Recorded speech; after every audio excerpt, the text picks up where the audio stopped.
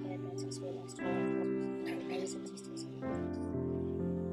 All these things I would like to report in my next Aju. Ju. Aju. Good evening, everybody. Okay. Welcome. Good evening. Happy Valentine's na pala bukas. Hala, uy na pala, no?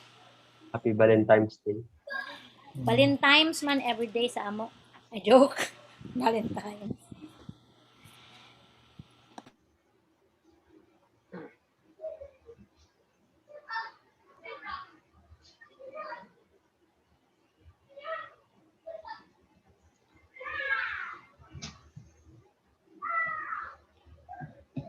So we'll wait a little bit before we'll start.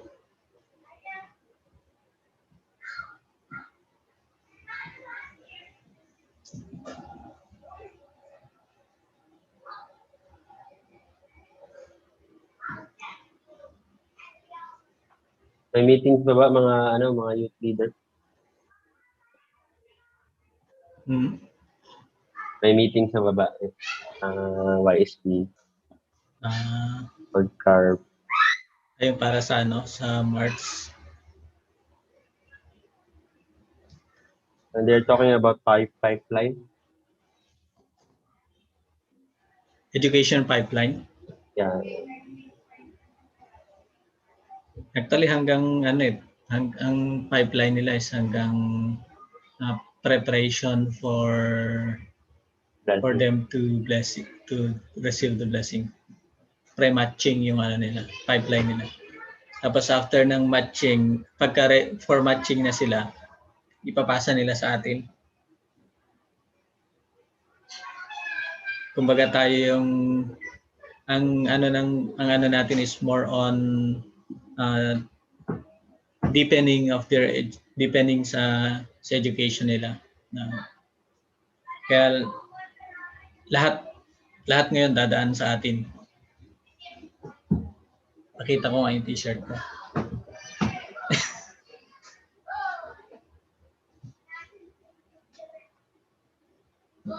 Kumbaga tayo yung tayo kasi yung magsasala sa kanila bago sila mag-join ng matching. So yung application nila ng matching kasama sa interview sa kanila yung naintindihan nila sa divine principle or how they are ready to be matched by true parents. Ate Sylvia?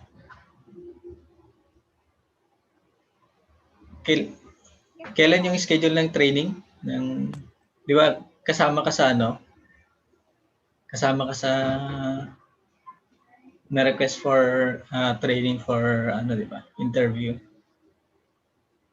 Hindi ko alam, kuya. Hindi ko alam yan. Kung hindi ako I think hindi.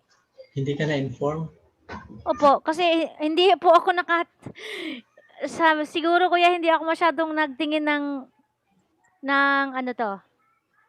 ng group chats and wala talaga. Sorry po. Hindi ate, exclusive na yun. Exclusive invitation yun. Baka hindi ako kasali doon, kuya. Oo, Dito lang, ha? Hindi ka kasali? Ba't nakalagay ka sa listahan ko na kasali ka? Ay, ewan ko kuya, hindi ko alam, hindi ko nakita. Sandali po. Sige, erase na lang muna. Surprise na lang pagka Hindi kuya, hindi ko lang po talaga siguro pa nakita yung message po. At totoo lang, hindi ko pa po na-check yung aking mga messages. Actually, individual invite yun na special training for interview. 5 lang kayo na hala, pinangunahan ko na. Sekreto lang natin Secret dapat yan? Huwag mo na nating ay, naka-live pala tayo. Huwag na natin, kunyari hindi natin napag-usapan po. Hindi ko talaga ma-open. Bebe. I cannot open it, my God. So, teka lang. Ate, pag maano mo yung picture nung yung terrain para makita ko. Opo, kuya. Para Ano ko mamaya, ha? Sandali lang. I can... Gusto ko makita yung forest area niya. Forest area sa yung ano.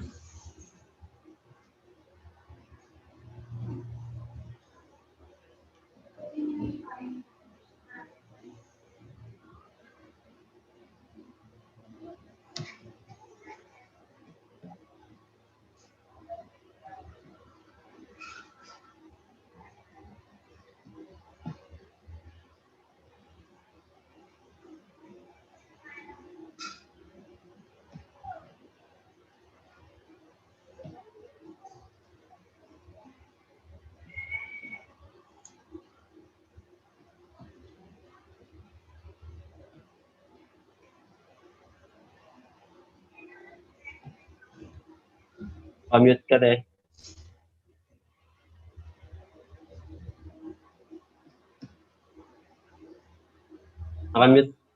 Nakamute ka, Silvia. Ay, sorry kuya. Kanina pala, while nakita na namin yung katiwala niya, nagtanong kami ilan na yung members ng church niya. Tapos sabi niya na nasa 20 families, tapos may mga bata syempre. Tapos sabi niya kagad, we come from the Unification Church and then we will be coming back here para mag-organize ng yung parang fellowship together with you. Natuwa ako sa kanya, very, very forward. Siyempre, may-ari siya ng ano nila eh. Katiwala niya yun. And sabi nung mag-asawa, yeah, sure. We will just call the pastor, sabi niya. Inform the pastor for that. She's really forward. Nakakatawa siya. I really have to open something. Nakakatuwa po siya. Sandali. Sandali po kuya ha, may binubuksan lang po ako, hindi ko mabuksan. Sige tayo. Sige po, thank you po.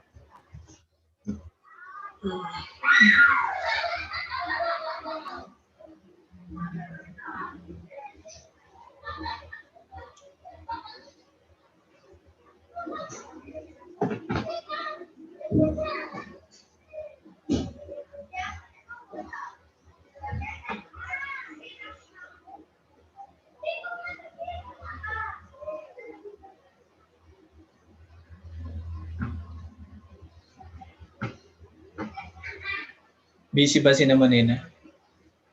Hi, Monins.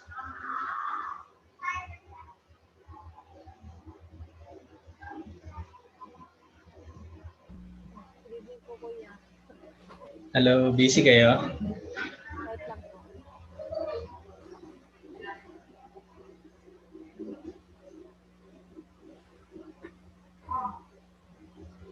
Light lang po, kuya. Si Jinky, nandyan si Jinky? Opo. Hala, dapat magpasok na si Jinky. Nasa YouTube po siya. Ha? Nasa YouTube po siya, kuya. Kailangan niyang pumasok sa para sa interaction mamaya. Ay, mag-lecture pala siya ngayon. Dapat papasok siya. Huwag siya mag-YouTube ngayon.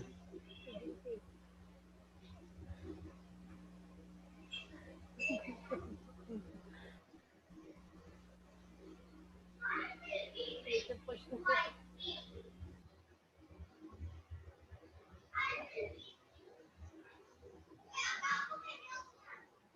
Now I know you. YouTube lang si ate, ano? Oo, si Jinky. Nag-YouTube.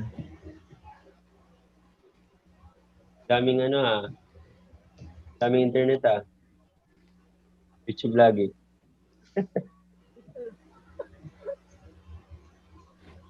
Dapat mag-ano siya ngayon kasi mag-lecture siya ngayon.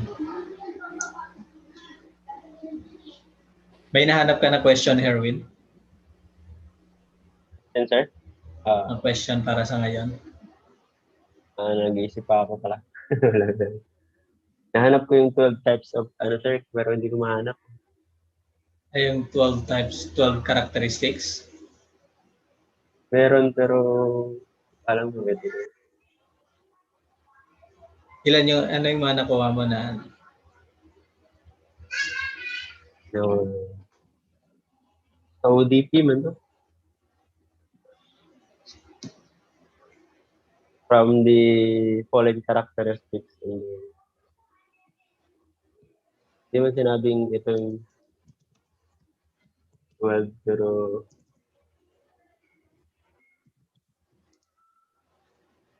ay, ganda.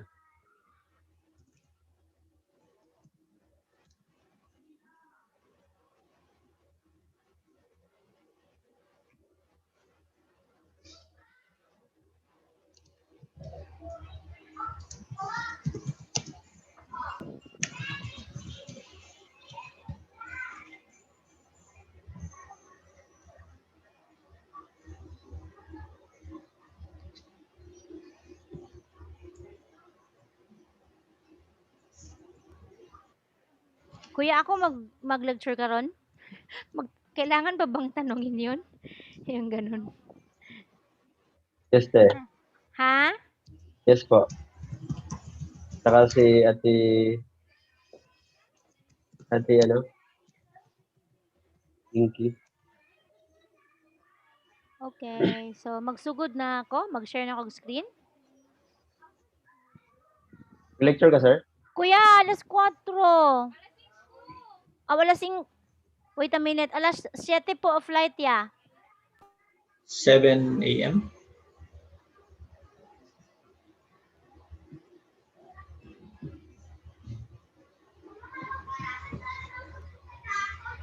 Thank you, kuya. So, let me share my screen na. Mag-start na, kuya. Magle-lecture ka ba, sir? The next week. Next, So, we can proceed na sa ano. Alright. Let's continue the lecture. Section 3, purpose of praise. Today is the last day, so will be another. We'll proceed to section 5, section 4. So, yes, without further ado, I would like to welcome Sylvia Omelio de Pera. Thank you po, kuya. Thank you, Kuya Herwin. Please allow me to share my screen. So, mayong gabi, sab, sa tanan.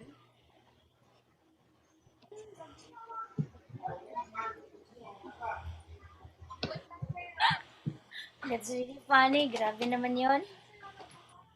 Sorry, wag ya pagid din na ready ay. Wala ko yan na ako'y na ako'y klase. Bing, joker kay ko Bing. I am the most beautiful girl in the world, yun ay.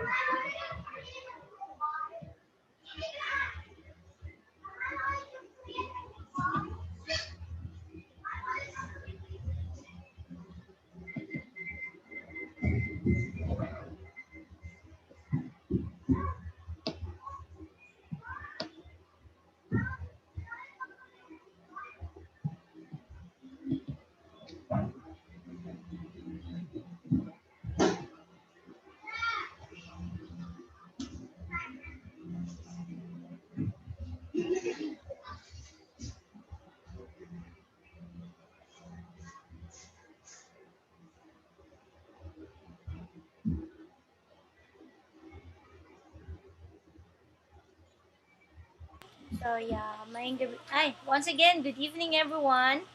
Tonight I will be sharing with you, and hopefully we will be learning together the third section of the first chapter of the divine principle, the principle of creation. So here we will be learning about the purpose of creation. So what really is the purpose of creation of the universe? So we knew in chapter 2 the dual characteristics of God, and we also knew that God is both internal and external form reflected in all creation, right? So in Genesis chapter 1, chapter 4 to 31, it is recorded that after God completed each day of the creation, he saw that it was good. So God,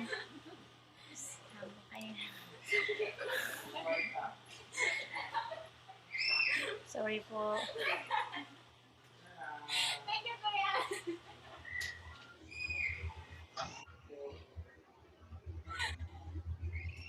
God, who was the origin of all creation, really reflected himself, his dual characteristics, from the smallest to the most complex being that he has created. So that includes, of course, man. And the purpose of each of this suggests that God wanted his creations to be his object partners, embodying his goodness, that he might take delight in them.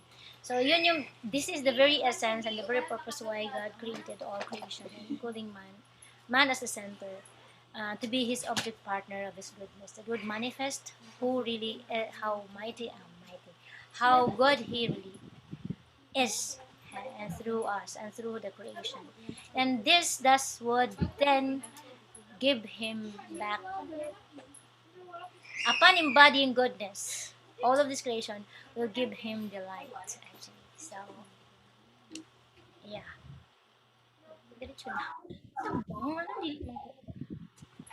Dili na lagi ni imong kuan ay, makalagod siya. Madunggan jud ka. But however, the question now is, how would this creation give joy to God? So God created human beings as the final step in creating the universe. He created them in his image, in the likeness of his internal nature and external form, and endowed in them sensibility to all feelings and emotions. And after their creation, God blessed Adam and Eve to be fruitful, multiply, and have dominion over the creation. This could be seen in, this is what you call it, the three great blessings that is being stated in Genesis chapter 1, verse 10. So, what God, who has a dual characteristics, had reflected himself through in human beings through Adam and Eve. Adam in the subject position and Eve in the object position. So, and then upon creating them, he then endowed to Adam and Eve all his sensibility and feelings of feelings and emotions. Actually, endowed also intellect, emotion, and will, which is the internal aspect of God as a being. And then had Adam and Eve received this after enjoying all those sensibilities, he then blessed them to fulfill the three great blessings, that is to be fruitful, to multiply and have dominion. And being fruitful means to be ready to reach maturity, to be qualified to be engaged. Just like a tree or a fruit tree, we can determine that the tree is already fruitful when it's going to like manifest. We can determine that the tree is fruitful, ready or matured already and ready to bear fruit if it reaches its, say for example, for durian tree, it would take us to wait like 7 years. It is the growing period. This is the fruitful or the maturity stage of this particular fruit tree. So in like manner, human beings also have to go through that stage. And then after being reaching that full maturity, then we will then be able to engage into or ready to bear fruit. And in like manner, human beings also have to qualify and reach that kind of stage. And then after having a family later on, of course, then that would be uh, reflected in the community. Then every family will be able to um, dominate over creation. And if these three great blessings will be realized in human beings, then the kingdom of heaven will be realized. So we have to continue. Had Adam and Eve obeyed these three great blessings and built the kingdom of heaven, there is no doubt that God would have felt the greatest joy as His sons and daughters rejoice in the world of this idea. So, yun pala yun. Sakalang mararamdaman ni God yung tunay na ligaya, God will be innermost joy after Adam and Eve could have been able to realize the three great blessings. Thus, these human beings, Adam and Eve and his family, would then also be able to experience or enjoy the same happiness God would have felt in this kingdom of heaven here on earth, on this physical world. So, hence, the ultimate purpose of the universe, therefore, is with human beings at its center to return joy to God. So, from the smallest to the highest level of God's creation, the very purpose of it is to return joy to God.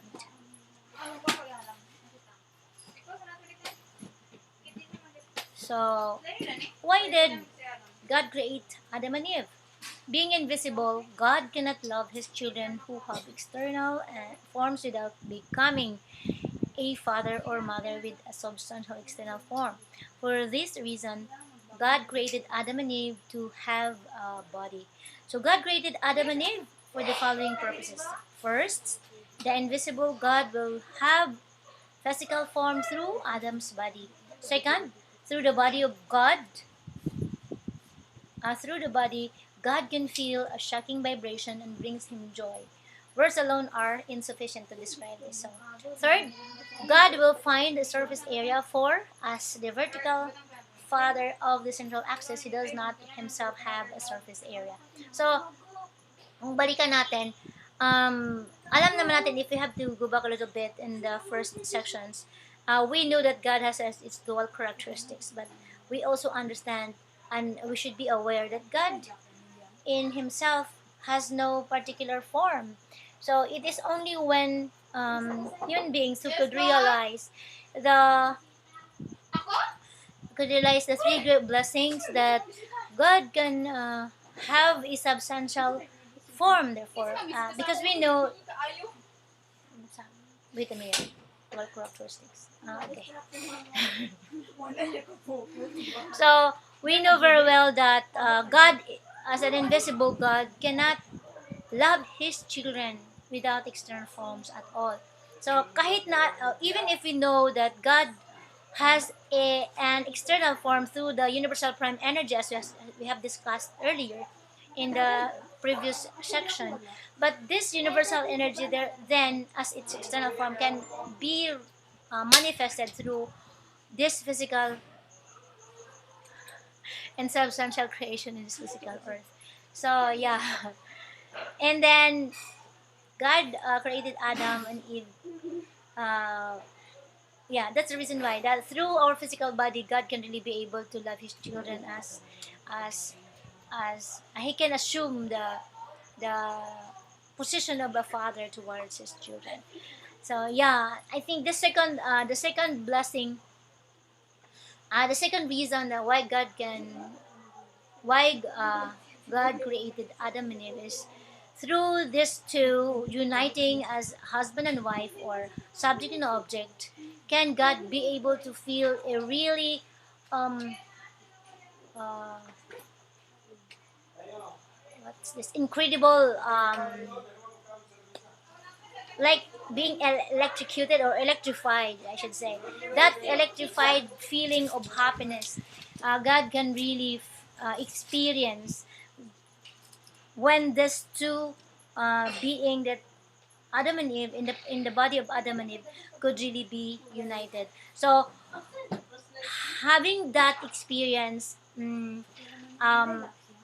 only, I should say, only a husband and wife could actually convey it, and only those who had been into a family life could really understand fully what is this all about. It cannot be said, it cannot be described in one single word. Actually, how to describe this electrifying feeling of happiness that God would be experiencing. And then, yeah, third, God will find a surface area for us, the vertical father, or I should say the vertical parent, on the central axis to all his children. He does not himself have a surface area. That's why he created Adam and Eve.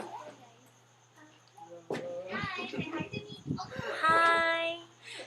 Welcome. Yeah, I am doing something, okay? Please excuse me for a while.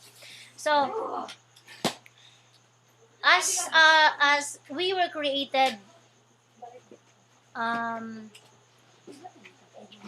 as a man and a woman created as a reflection of God's dual characteristics, each entity also has been um, created with dual purposes. So, yeah, all entities have dual purpose. Every entity has dual centers of movement, one of internal nature and another of external form. These centers pursue corresponding purposes for the sake of the whole and for the sake of the individual whose relationship is the same as that between internal nature and external form. So here, hindi ako magaling dito. We have to understand that each and every one of us has dual purpose. One is for the whole purpose of which could be reflected or be referred to as or easily be related to our internal nature, and the other purpose is for the individual purpose or in the external form. Grabe, gini ka joke yan yung mga bata. Hindi ko maka ano. So, in God's ideal, there cannot be any individual purpose which does not support the whole purpose, nor can there be any whole purpose that does not guarantee the interest of the universe. So here, we can understand how the coexistence of each other, of our coexistence in this physical world, that every entity has, like, as we had discussed, or we can refer this in, like, and the law of sige, di na lang ako to, kaya di ko memorize ato. Like, for example, for an individual being, let's say a man or a woman, does not exist for the sake of its own purpose. A man should coexist for the sake of the woman. In like manner, a woman should coexist for the sake of man. So, this is actually each individual is for, just like we have discussed in the three great blessings, that an individual's maturity is actually prepared for the family level, for position foundation, or for it to become qualified to form a family centering upon God's love, of course. So this is the bigger purpose, or the dual, the whole purpose that we have, that each and everyone has, and individual perfection is for individual purposes. So the infinite variety of beings in the universe form one vast organic body interwoven by these dual purposes. So every entity that has existed in this physical world actually has purpose towards serving the smaller to serve the higher or the bigger, and finally, for the coexistence or for the sustenance of the bigger, or the more complex entity. So we should always have to bear that in mind, that our existence, to be simple, our existence doesn't happen for our own sake. It has to We have to really realize and always remember that this existence has a higher purpose. So, to take an example, for us to be able to understand this further, what is this dual purpose and individual purpose is all about, we have to take the example of the family. Even if the family properties legally belong to the parents, in reality they belong to the parents and the children. In other words, they are under common ownership of the family. So each of the family members receives his or her individual room or clothes and allowance. In this manner, the whole purpose and the individual purpose harmonize with in the family. So it would also apply in the ideal society ownership system. It is then an expansion of the ideal form or of position in the loving family to society, then extended to the nation and the world. So we can find this explanation in the speech, one of the speeches of our loving true parents. So now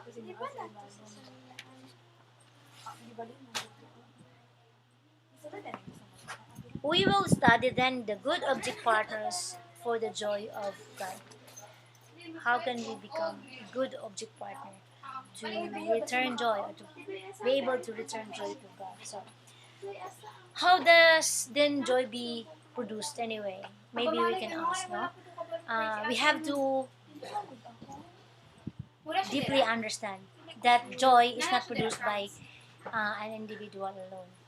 Joy arises when we have an object partner, whether intangible or substantial, in which our internal nature and external form are reflected and developed.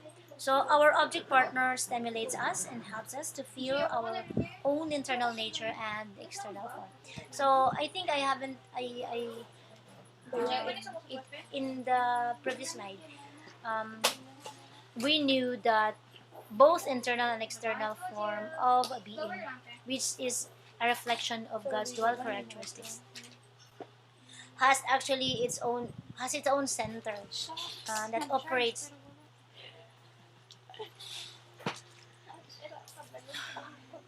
that that would make an individual either internal or external to continue to exist. So in like manner, all object partners, all individuals or entities cannot experience joy in itself. It would require um,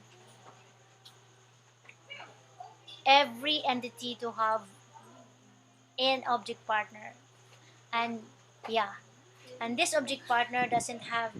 It could be something tangible, and it could some intangible or that things that cannot be seen, or it could also become substantial. So through this object partner, um, we that assimilates us, uh, we will be able to and will help us to feel or experience our own internal nature and external form. Basta lang wag kuan na yung mga bataan hindi wa gid na ako. So God feels the fullness of joy when He is stimulated by His substantial object partners to feel His original internal nature and external form through them. So just like God, yeah, who was its original internal nature and original external form, uh, being in the subject position, we as the in the position of the object partner also have the same um, we also have the same characteristics in which um, this would be fundamental and basic for us to be able to experience joy and happiness.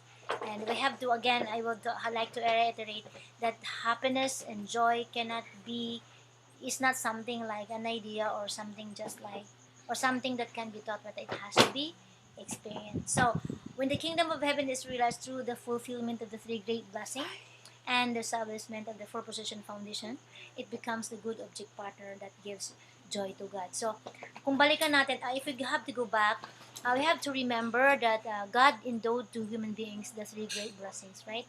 So, to multiply, no, to, di na yun ko kabaluda.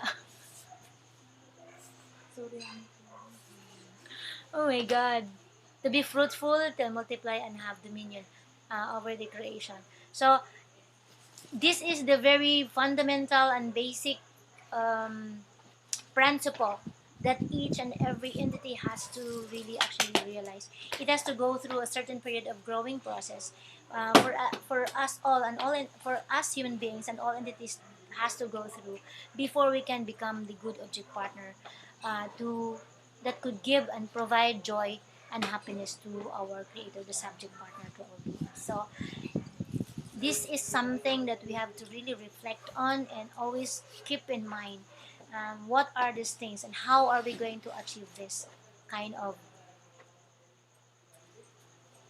um, how can we be able to fulfill the essence of this and the realization, the full realization of this three three great blessings for us to qualify or become a good partner uh, or good object partner to God. Okay, so wait a minute. God, though God is the absolute being, He cannot be happy alone. That's why He created all entities. No, adjectives such as good and happy cannot be applied to any being that lives in isolation. So nobody could experience joy or happiness alone. For example, if you eat alone all by yourself, no matter how good the menu or the food that is in front of you, without anyone to share it, even if maybe it's a cat, it would not be so appealing to you. So to all of us, if you will just have that kind of or your ordinary life, being alone, no, but no object partner, definitely a person could not have could not understand or could not really experience being happy or would never feel good at all. So this word good and happy apply only where there is a reciprocal relationship.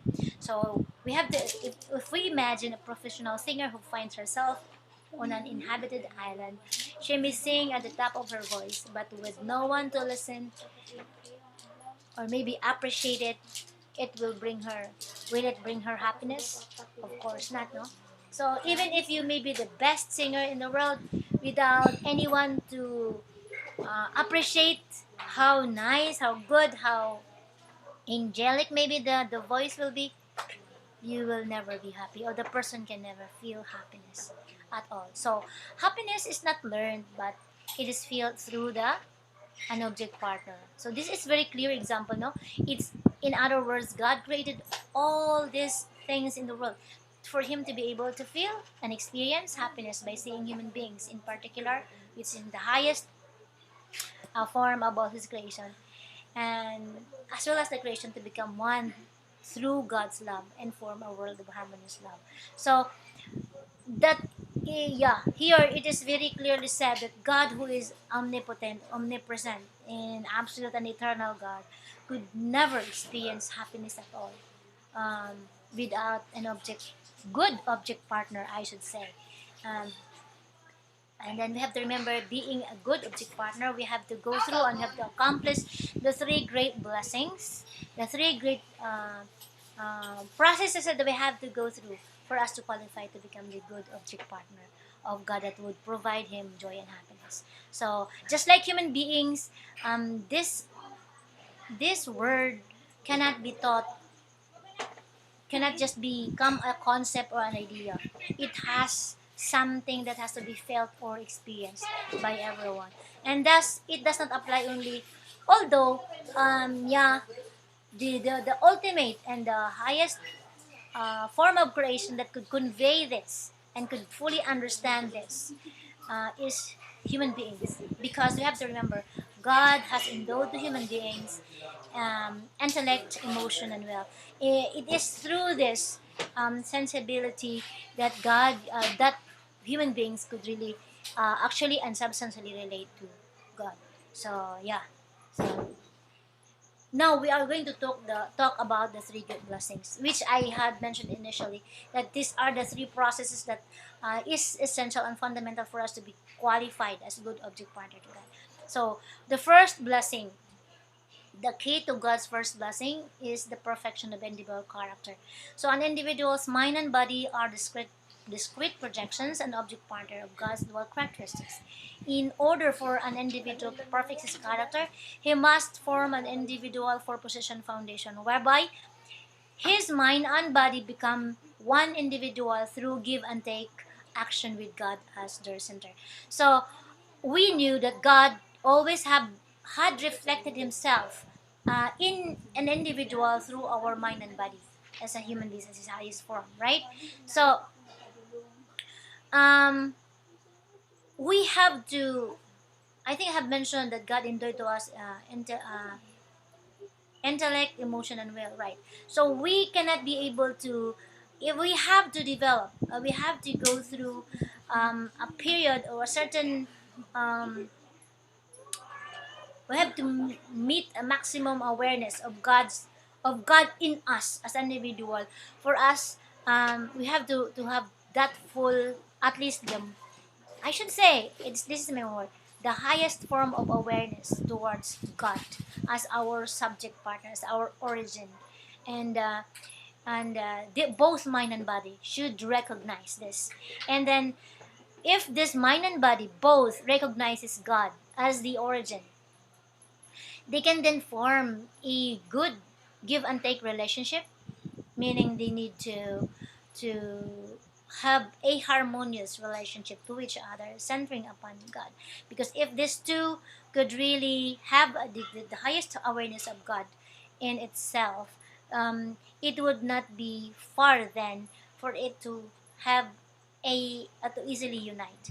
But then through this unity between mind and body, this each and every one, every individual being as human beings, will then be able to qualify to inherit God's heart. So this is then the this is where I personally would like to say that when we can be able to achieve unity between mind and body, it would not be very far for us as an individual to inherit God's or resonate with God's heart. Uh, yeah, and then therefore we have this full awareness of we can understand therefore the dual purpose of our existence. Thus, when an individual therefore could have a good give and take relationship between mind and body and resonate the heart of God, then this individual could this is what we call then the individual perfection that each and everyone has to realize or achieve. So upon receiving or understanding or upon reaching this kind of perfection of in an individual level, with this we can then be able to the right when we resonate God's heart, then we can have the inherit the emotions of God. And then when we can reach that kind of level of unity between mind and body and awareness and inherit the heart of God, then we can then it would not be difficult for us to have mastery over ourselves. So in being a perfected individual, we then can become we can have a one heart, one movement, and one will with that of God. So this is what you call the individual perfection or the individual for position foundation, which is the first blessing. Okay, so I hope now we can, all brothers and sisters, can really have to relate and always remember this one, because this is very basic and important for us to become true object partner, good object partner, to qualify as good object partner of God. So the first position foundation is the first qualification for us to become God's object partner. But I have to reiterate, I have to make this clear that even if we become, we may be able to form individual four position foundation, it does not guarantee that we then are qualified or we to be called the true good object partner of God's uh, that could provide God happiness. Because remember, we have three great blessings. Okay, so in the second blessing, once an individual, either man and woman, could achieve the same perfection of character as I had tried to explain in the first blessing, in fulfilling, then these two, both man and woman, could then qualify as to participate or to be able to fulfill the second blessing. So, in fulfilling God's second blessing, individual perfected Adam and Eve should construct a God-centered family four-position foundation by joining in loving oneness as husband and wife and raising children. So once we can achieve this individual perfection, oneness with the highest awareness of God's presence in our body and inheriting the heart of God, thus having mastery over ourselves as an individual, either man or woman, within our can be very qualified to get into the second blessing, or yeah, as husband and wife to form a family that would have, of course, having a good give and take relationship or harmonious relationship as husband and wife with God at the center. And then, of course, this is when we have this harmonious relationship, we will then be qualified to raise or procreate and or participate in God's uh, creative creative power by reproducing or having or raising God-centered children. So of course, this one, if we can have as husband and wife, if we can have children already, we then can form the four-position foundation. So we have to always remember that before getting into uh, this is something that all human beings should understand. Actually, we have to fully understand this because this is this is the very essence why God created human beings and then make at the center of all His creation. So yeah, so this is something that we also have to understand that prior to creating human beings, God created the what's this the natural world by expressing partial reflections of the internal nature and external form He had conceived for human beings. So dito dapat na here we have to understand that um, prior to creating human beings, God already had created small or basic or smaller form of entities that already reflects the internal nature and external form He had for human beings. Consequently, human beings contains within himself the sum total of the essences of all things. This is the reason he is called the microcosm or the cosmos. So, human beings can govern the creation because they contain all the elements, structures, and qualities found in animals and plants. So here we have to understand that all the essences, every entity actually had in itself, like all functionalities, and I think I have mentioned this in a few of our discussions. And the structures and functionalities of human beings is actually can be seen in all smaller entities that God had created prior to creating human beings. That is why we are called the microcosm of the cosmos. So with the small, we are the small cosmos. We ourselves is the smallest form of the cosmos because we contain both the internal and the external form of our subject partner, our origin, our the creator, God himself. So for example, human vocal cords are so versatile that they can imitate virtually any animal sound. So we have that capacity actually. A plant leaf corresponds to the human lung in appearance and function. So branches and stems of plants correspond to human circulatory system, which distributes nourishment to the entire body. So the xylem and the phylum correspond to the human arteries and veins.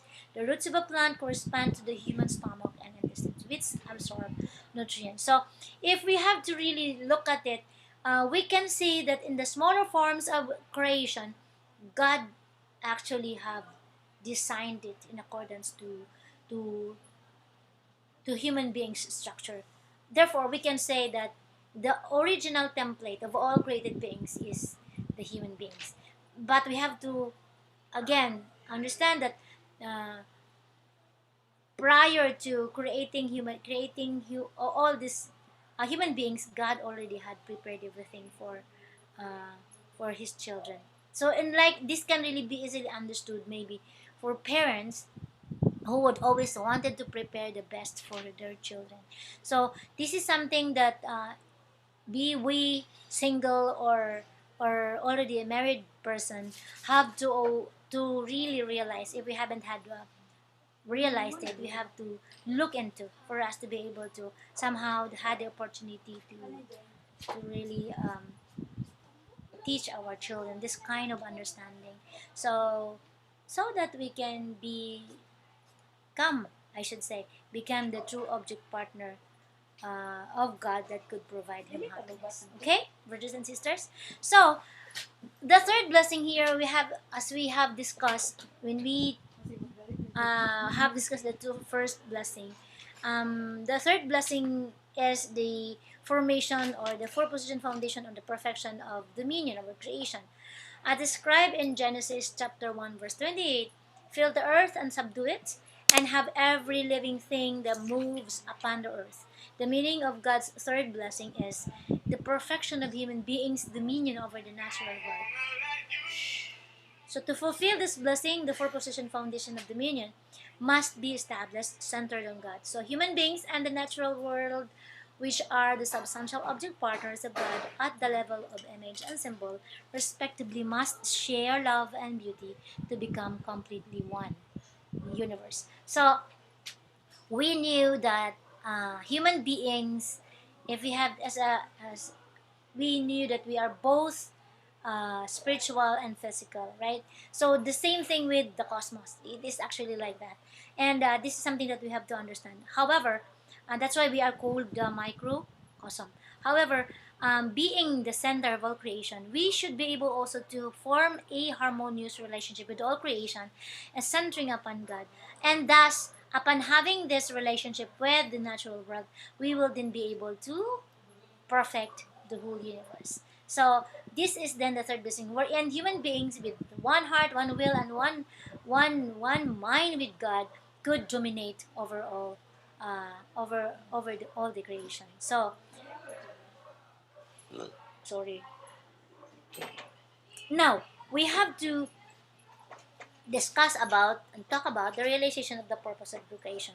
So uh, upon human beings having reached, having fulfilled the three blessings, then as man and woman, if we have to understand it fully, how can we be able to, how are we going to replicate God's creative ability? It is by um, getting into a relationship as husband and wife, and we have children, we can then be called as parents. So in the case of Adam and Eve, when he created Adam and Eve, that was actually God's purpose, with Adam and Eve to become the true parents, reflecting God's dual characteristic, and embody His goodness, having one mind, having one heart, and one will with Him.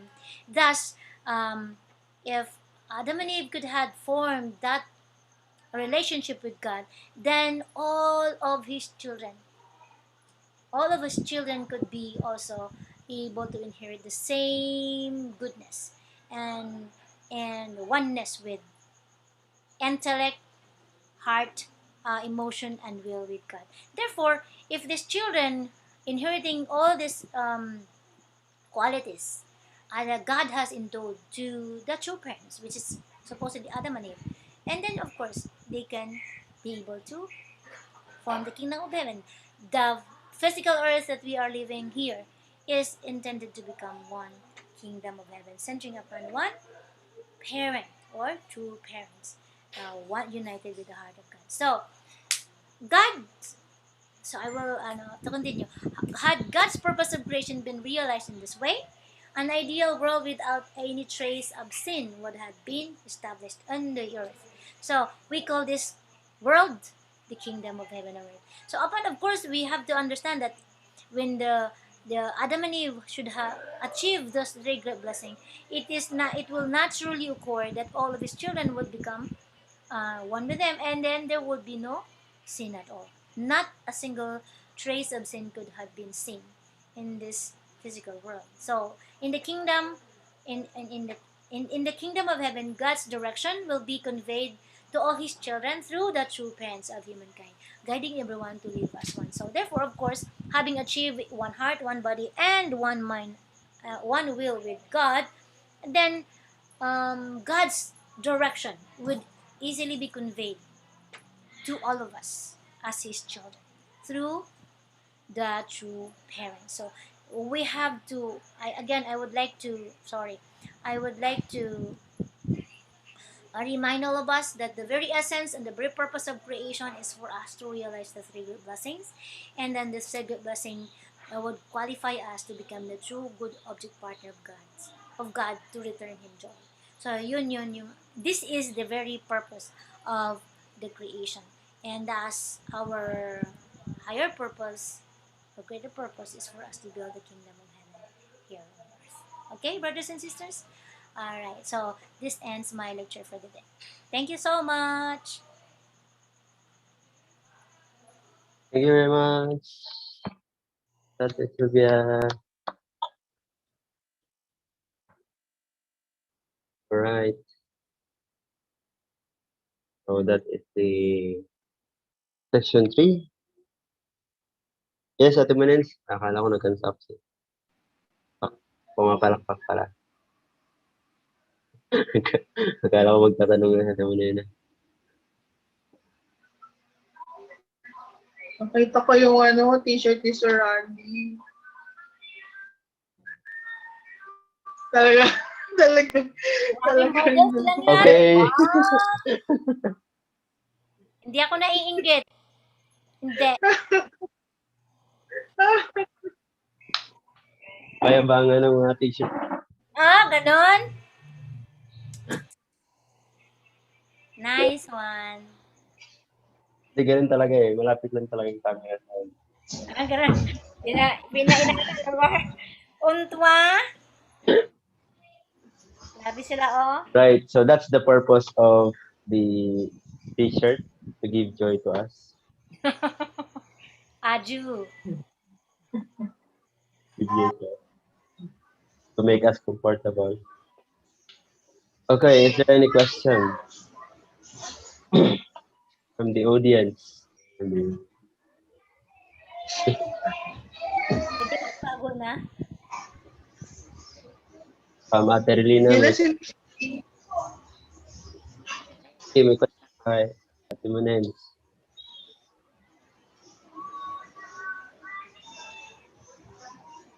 Purpose of creation.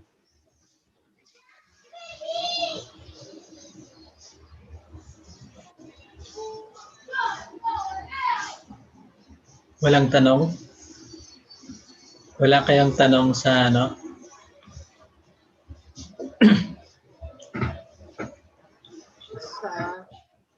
sa presentation or any part of the presentation?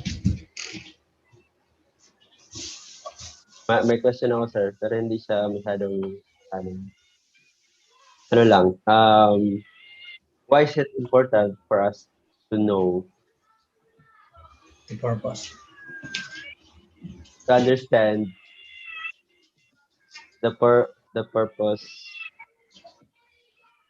why God created us?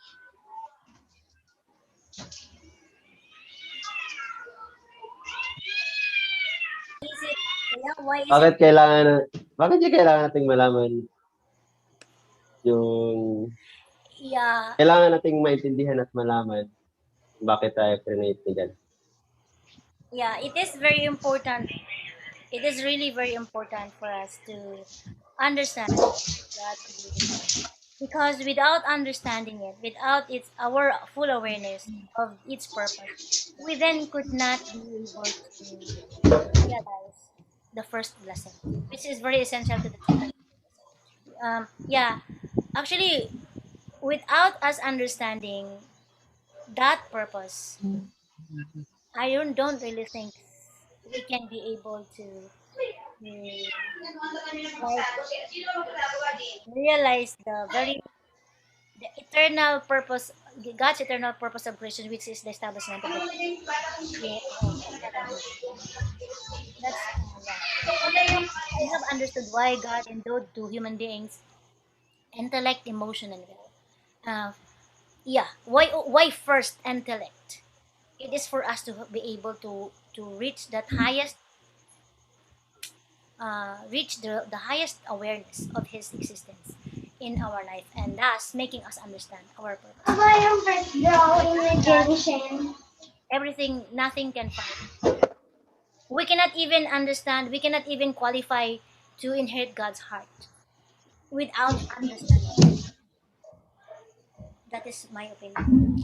That I only get it from the presentation though. How about let's go back before we know the principle. Originally, Tapos, bakit kailangan mong malaman why God created you? Why God created? originally kuya, now it is very hard for us to understand God's purpose, why God created us, because we are all broken people. We are product of the fall, right? So the capacity, the tendency for us to understand this will is very far compared to the original uh, human beings which has no trace of sin at all yet. However, Kaya nga tayo, huh? bakit kailangan malaman natin yung purpose ni God? Because nga That's, po, kuya, that, hindi tayo magiging totoong object partner niya of his goodness. We cannot without understanding it, we cannot become God's true object partner of his goodness without understanding his purpose. that, Kasi para ano lang pala, if we do not know anything, of course, just like a child, when a baby is going to touch a fire without her understanding that it would burn her, the daughter or the child would not recognize that it will burn her unless the parent will teach her. So that instance that maybe you can teach the child is just like, yeah, knowing our purpose, why God created us anyway. But it cannot happen until we have God has not endowed to us his intellect. If God that, to me, that's the reason why God endowed to all human beings intellect, emotion, and will, is for us to be able to understand his purpose, why he created us. Thus, of course, later on we will be qualified to fulfill the three blessings. Kaya kung titingnan natin, bago siya nagbigay kay Adam and Eve ng three great blessing, he first endowed to human beings these sensibilities, this emotion, action, intellect, and will. I think that prior to giving them the three great blessing, in creating God and Adam and Eve, how he about gave, kung intellect, emotion, and will is along with the growing process. Can we say like that? what's that again, Kuya? Ah, yung intellect, emotion, and will is ma-inherit siya along with the growing process, or it is given even before the growing process. What are you trying to say then? Uh, actually, in nature, by it will actually also grow these three aspects that God has in his internal nature, that God has possessed. Actually, he's already in human beings. But just like all other entities, all other creations, it also has to go through a process of growing. I really believe so. It's the principle is all like that. Walang instant na, oh, you are all knowing. Walang ganon. I really don't think so. Because God is a God of essence, I should say. Or like, yeah, he has his own, meron siyang principle talaga, fundamental principle na sinusunod. How to say? Yeah, God is a God of principle also. Even he is a God of love, but he is a God of principle. So everything that has existed has to go through this same kind of principle of growing, of developing, of reaching completion and perfection. Lahat, walang exempted, walang automatic, walang diretsong manok.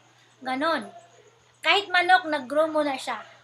Though hindi siya dumaan ng itlog, manok muna siya, pero hindi siya automatic na malaking manok. Di ba? Parang ganun. So, Pero Okay. andun yung substance, di ba? I-develop pa nga lang yung substance. lahat ng substance That's kuya ay hindi automatic na dumaan talaga ng development and growing period. Saka lang siya, parang parang tao. Nung kahit na upon the meeting of the egg and the sperm itself, hindi naman automatic na naging formang tao yun doon sa ilalim eh. It has to go through a certain process of growing. Ganon din siya. It has to have a good give and take relationship between positivity and negativity bago siya nag-develop into a bigger and substantial or the say for example the kingdom of heaven, hindi siya automatic kingdom of heaven doing, hindi ganun. Everyone, every entity and all creation has to participate in the rising place. Parang ganun din siya. Same thing with emotion, intellect, and will. Although sinasabi ko kanina na reaching perfection of individual or forming a purposeful foundation requires the highest form, kaya sabi ko, the highest form of awareness of God's presence in both mind and body through our intellect. Kailangan po yun. Our awareness of God's presence also in our mind and body would not come automatically. It has to go through the certain process. That's why God give us to give us like the word na have absolute faith, love, and obedience. It's like basic na for us to become able to appreciate this process of growing. Parang ganun. Yan yung understanding ko. There is an answer from Ate Relina here. Okay po. Ate, pakibasa nga ate. It is to give meaning to our existence regardless how miserable our life is. Yung question, why do we need to... Huh? Question. Why do we need to know the Yung purpose? question na, Yeah, why do we need to do? why do we why need God? to know the purpose of Yeah. Purpose why Great. God For created. the present circumstance na po, ate, di ba? Because prior to the fall, I don't think we have this kind of notion or understanding. Because, yeah, this time, in the present situation, I'm not trying to be right, but yeah, I can understand that this is it because we are the product of the fall. But prior to the fall, I think we still have to really know the very essence. Why is it? We have to presume like we are not fallen people. We still need to know we still need to understand why God created all of us. And why do we need to know that? It is for us to really have a clear direction of where we are heading and what would be, who would be, who would, ano yun? Who are we should be. Yun yung ano na. Kaya nga, kung i-reverse natin yung tanong, what will happen to me if I don't have a purpose? Yeah, ang tendency niyan sa is wala akong direction, so mas ang mangyayari niyan, ang lagi kong ginagawa is yung mali. Come what may, parang ganun na. Yung present happiness, yung mga ganun, yung parang panandaliang kasiyahan na yung lagi kong hinahanap. Kasi I don't know what's my purpose. And wala ring direction where you are heading to. Kaya mapapatanong ka, even before meeting the movement, mapapatanong ka, ano bang purpose ni God kung bakit ako nandito? Alamin mo yun. Pag malaman mo yun, ito pala. So, ito yung gagawin ko rin habang dito ako sa lupa. And that is when we knew the principle. Yeah. Kasi iba yung purpose mas Because higher we yung have, purpose natin. Yes, sir. Before we know, before as an individual, before I know the principle, parang if we are bombarded with lots of problem, di ba? We have the tendency to ask, why is it that God has why am I created? Para maghirap sa mundo na to. Bakit kung maghirap lang ako sa mundo na to? Ako kirinate ni God, di ba? Ano ba yung purpose ng existence ko? Parang ganun. We have the tendency to question and then because we don't know our purpose, since we don't know our purpose, so we have the tendency to lose ourselves even more and become more miserable, di ba? And create problems na irreparable. Hindi na pwedeng ah, ma-repair pa. Whereas if you know your purpose, mahalaga talaga na malaman mo yung purpose mo. Nang si ganon, uh, you will preserve the purpose of your existence. You will, ano, meron kang, yun nga, you should have, for you to have direction. Kasi Mahalaga kung talaga wala, malaman yung purpose ni God para malaman mo rin yung purpose mo. Ganun. So, yeah. can we therefore say that what was lost in the Garden of Eden is the sense of purpose of Adam and Eve? No. Was lost? Yeah. Yeah, so. It's not their purpose to lose the sense of, Part of it, but it's not the totality of it. But part of it. When what was lost there was part of the whole purpose. It is a prerequisite though for the whole purpose. yung Yes, ano yung question mo, sir? pwede. Parang Can we say that what was lost in the Garden of Eden is the sense of purpose of Adam and Eve?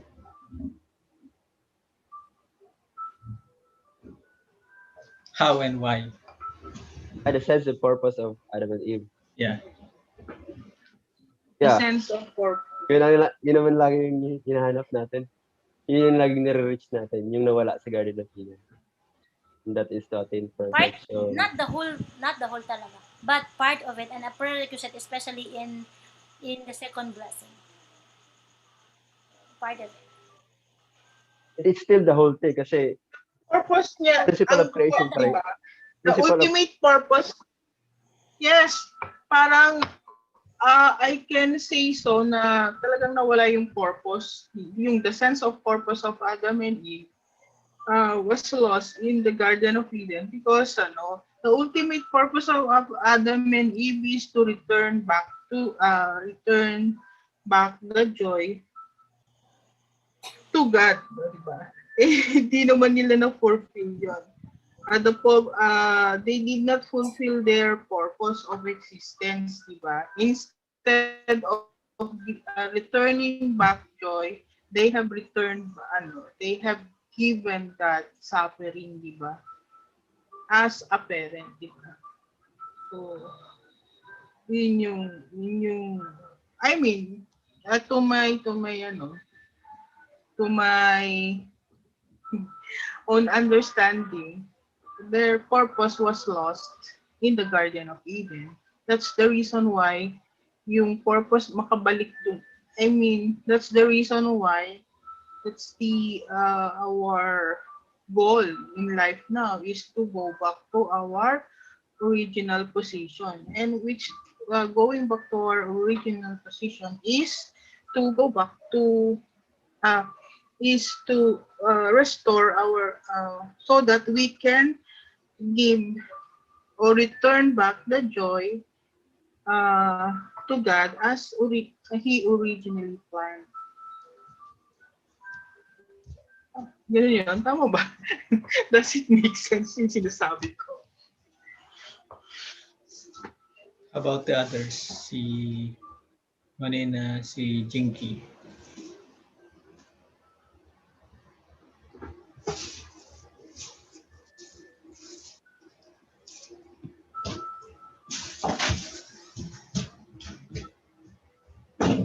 Tatlo na dun eh. Truly understand our purpose as created earth.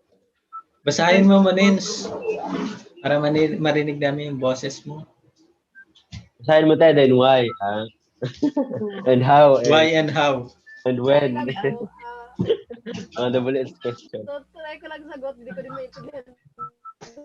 Sagot ko kung tama. To really understand our purpose. Mahina? Okay. To really understand our purpose as God created us. So, return back to God everything as His children. Tama po ba yun? Tama po ba yung sagot ko yan? Yan lang po yung hindi ko po. And God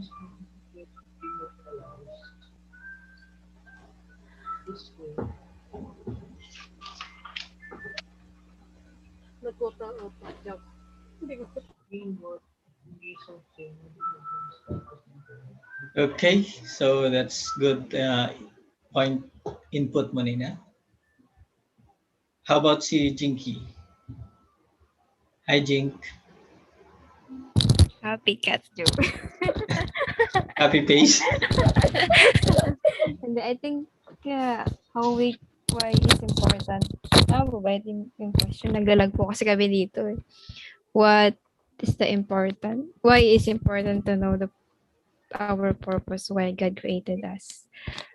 Yeah, I think kasi at di ba sa principle The question is, kuya? Why? Ano na? why is it, bakit kailangan nating malaman kung, bakit kailangan nating malaman at maintindihan kung bakit, kung Why ano is ang purpose ni God important? na kinreate tayo. Yeah, di ba? Parang yun nga po. Of course, parang if I will be also asked, of course, knowing my purpose is, sabi nga ni ate, ate Lily, yeah, so that we could know what is why we are existing. Eh, parang yun yung pinaka yeah, I think, yun din. And so that we also know how we could, di ba, human being created, God created human being to really return joy to Him. So parang as a object partner, how we could be able to return back or give back the love that God really give to us, and knowing our purpose also, yeah. That I think yun yung I think yun lang po. How about yung tanong na pan? Yung what was lost in the Garden of Eden is the sense of purpose of Adam and Eve. How and why?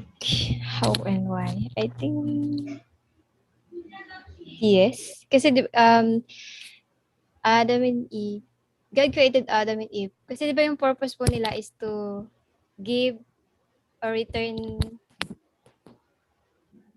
joy, something like that. Return joy to God. Pero their purpose they didn't fulfill because of the fall that happened. That's why po. How?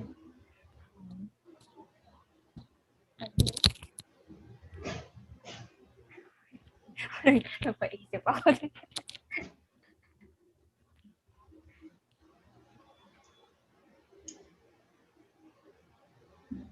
Napaisip ako nun, sir.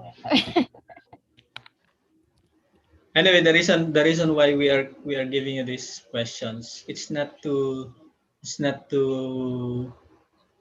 ano yun, to bother you, but we would like you to continuously speak. Kasi as a lecturer, you needed to continuously speak and share your ideas. You must have that confidence of sharing your ideas. Para sa ganun, we can be more ano yun, ano ba tawag doon? Para we will be ready to share our insight na hindi na masabi na it's already the right insight, but what we needed to do is to have develop that confidence of sharing our insight. Along the way naman we can check if what we are sharing is in accordance to the principle or not. Kasi kung titingnan natin, as we continuously give lecture, marirealize natin na, uy, medyo kulang yata yung sinabi ko na ganun. And then kung sasagutin ko ng ganun, very vague. So ano yung kinakailangan ko to know deeper so that I can give a better understanding in the future. Okay? Kaya we needed to continuously, dito sa ano natin, we needed to continuously interact. We needed to butt in and share our ideas. Para sa ganun, we can develop also fluency in sharing our ideas.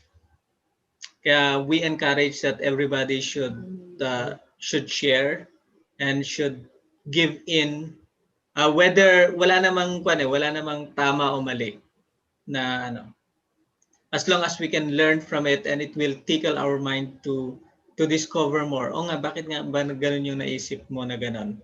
So what are the reasons why? So that can help us also improve ourselves. Okay? So we needed some insight. Kaya nga 'di ba sabi ko sa inyo, sabi sa presentation nung kahapon that every opinion, every ideas, it should be understood in a way of developing our team together. Okay. So we needed you kahit na tama na yung tama na yung mindset natin ng bata tayo na pag nagkamali tayo pinagtatawanan ng klase natin. Hindi ganun dito. That's not our ano dito. If you think na you have an idea or if you whether that idea is not good or not in accordance to the discussion or not, just give in. Bakit? Kasi that can allow you to understand, how can I improve myself? Okay? So remember na ang pinaka-purpose natin dito is not to become the best lecturer, but what our purpose is to become the right person who can share the heart of God and true parents. Okay? Aju? Kaya we needed your input every time na kaya lagi ko yung tinatawag because I wanted to hear from you. How do you react if ganito yung discussion sa habang nagle-lecture kayo, merong ganung how would you react? Will you react defensively or pwedeng ano ba yung parang ka ba na nasasapawan ka ba? Kasi pag through interaction, dun mo rin ma-measure how much you can control your emotion. Na if people will not agree with your opinion, with your idea, so what shall you do? Okay? And mas maganda yung dito pa lang na nade-develop na tayo to control our emotion more than in front of the people. Kasi when we are giving lecture, actually, dalawa nga lang yung direction nun eh. Either we can give life or we can kill the person spiritually. Okay? That's why I am encouraging everybody that once we are in the classroom, we always be in the classroom, and then we always open discussion. Kaya lagi ko inano si Erwin, do you have a question? Na kung wala, I will give in a question na that will tickle your mind, na mapapaisip kayo talaga. And that's really important kasi pagka nandun na kayo sa lecture, nagle-lecture na kayo, tapos may biglang mag-butt in, dapat meron kayong presto na you should know how to address it properly in a manner that nobody will be hurt and nobody will appreciate na, mas maganda nga yung ganitong process.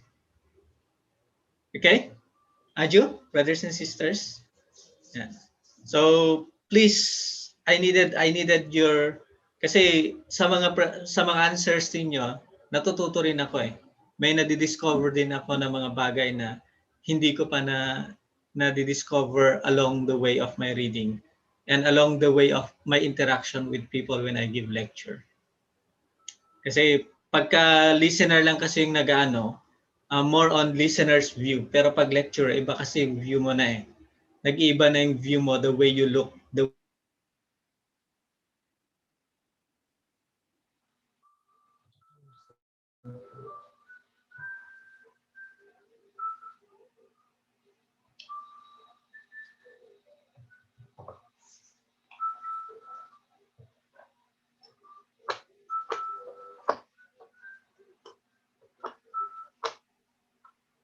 Sir.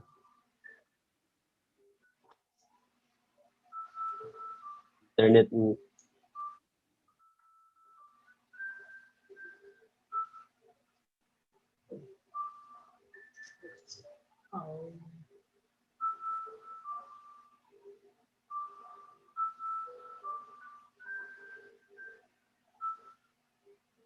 Plus. Uli. Eh, Ano kali ulit yung tanong ko? sulat ko na nga. Ang galimutan ko kasi. Why do we... Pa-curious tuloy ako. Char! Char lang. Joke. Okay lang yung Ah, sa Timonins.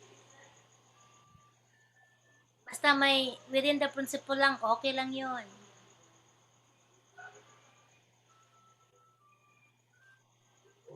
Grammatical ang mind natin. Inquisitive mind is good. And bodyship is centered upon God. Tulad ng sinabi ni ate, kumbaga kailangan nating we should have absolute faith with the words of God. We should have to practice absolute faith, love, and obedience to God. tapos yung pangalawang... All these three, hindi natin yan mapapractice without us understanding, without us harnessing our intellect, our emotion, and our will. Actually will follow. If both intellect and heart or emotion is harnessed, we will then be able to inherit yung will. Ma-unfold ni God sa atin yung will niya. So, it's good to be curious.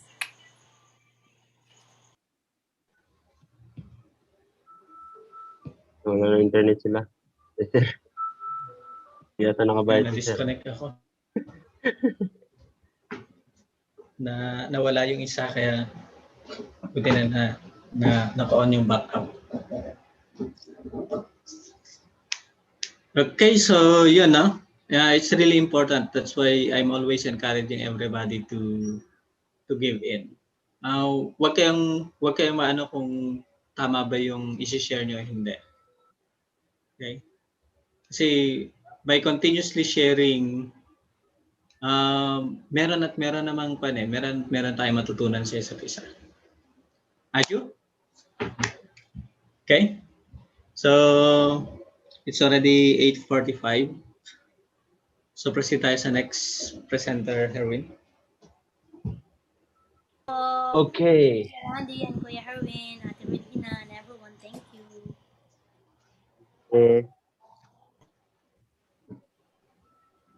So let's proceed to the next. Let's welcome Ate Jinky.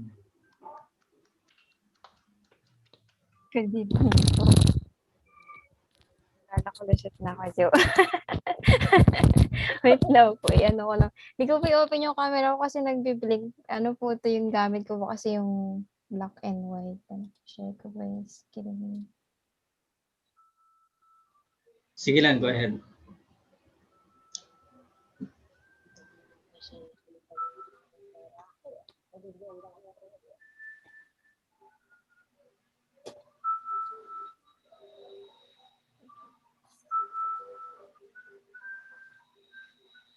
Yes, good evening. Section 2 na po. Okay, good evening our Sir Randy, Kuya Herwin, Terelina, sino pa? Ate Silvia, Ate Molina. Good evening to everyone. Yeah, today, I want to discuss about the section 3, the purpose of creation. Yeah, says it, of course, in this world, nothing exists. Yeah, when we talk about the purpose of creation, in this world, nothing exists without the purpose. So that's why in this section, we are going to learn how we are going to understand what is our purpose and why God really created us. Yeah, and why we are here, why I am here, why I am existing. So, and it is recorded in the Bible, Genesis chapter 1, verse 4 to 31, that after God completed each day of creation, he saw that it was good. This suggests that God wanted his creations to be object partners embodying goodness that he might take delight in them. As God see everything, he said that it was good. So he created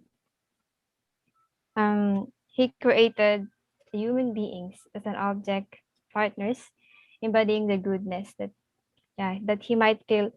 He felt that it is yes, really take delight on that. And then God's joy. God created human beings as the final step in creating the universe.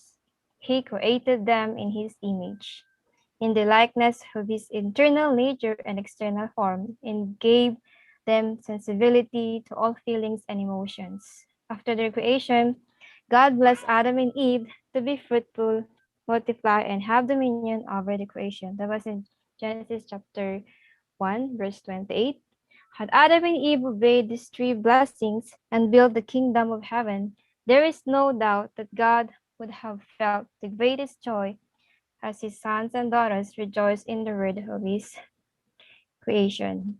Hence, the ultimate purpose of the universe with human beings at its center is to return joy to God. Yeah, as we talking about human being, is actually God created human being to be the children of God. So we need to be as like we need to resemble him, of course, completely. And because of love, God created human beings. So that's why we are his companion of love. Yeah, we need to fulfill the this one, the three blessing that we are talking about. Why did God create Adam and Eve? Why did God created Adam and Eve, being invisible? God cannot love his children who have external form without becoming a father or mother with a substantial external form. For this reason, God created Adam and Eve to have a body. God created Adam and Eve for the following purposes. First, the invisible God will have a physical form through Adam's body. Second, through the body of God can feel a shocking vibration that brings him joy. Words alone are insufficient. Third, God will find a surface area for as a vertical father on the central axis. He does not himself have a surface area. Yes, as um God is our parents, like we are like a newborn baby that we could be able to like resemble God as divine nature. Like God cannot love his children from his external form without becoming a father. Of course, as God, um, we need to have the physical form. Of course, how we could return return joy to God. Dual purposes. All entities have dual purposes. Every entity has dual centers of movement, one of internal nature and another of external form. These centers pursue corresponding purposes for the sake of the whole and for the sake of individual. Whole relationship is the same as that between internal nature and external form. So entity has dual purposes. It good for the whole purpose, which is we talk about the internal purpose, and the individual purpose, which is the external form. If God's ideal, there cannot be any individual purpose which does not support the whole purpose. Wait lang po.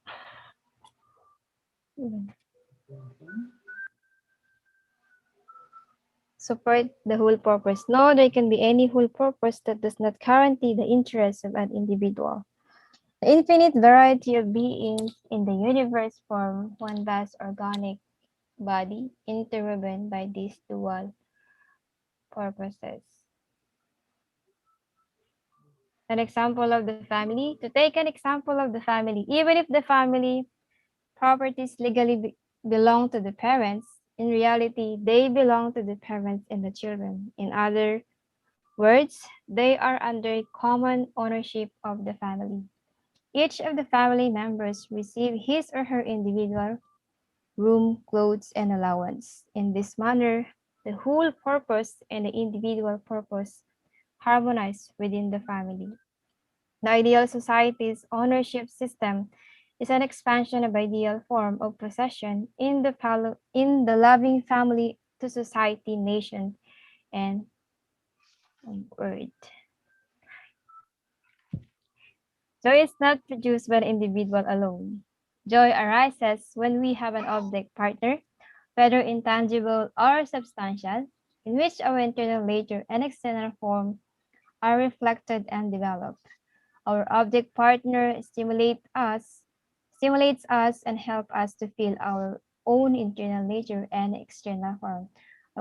We cannot be just an individual alone to feel the joy. Because as like God, he cannot really feel joy only alone. That's why he created the human being. So he needs an object partners who can reciprocate, as God is a subject partner and we are the object partner.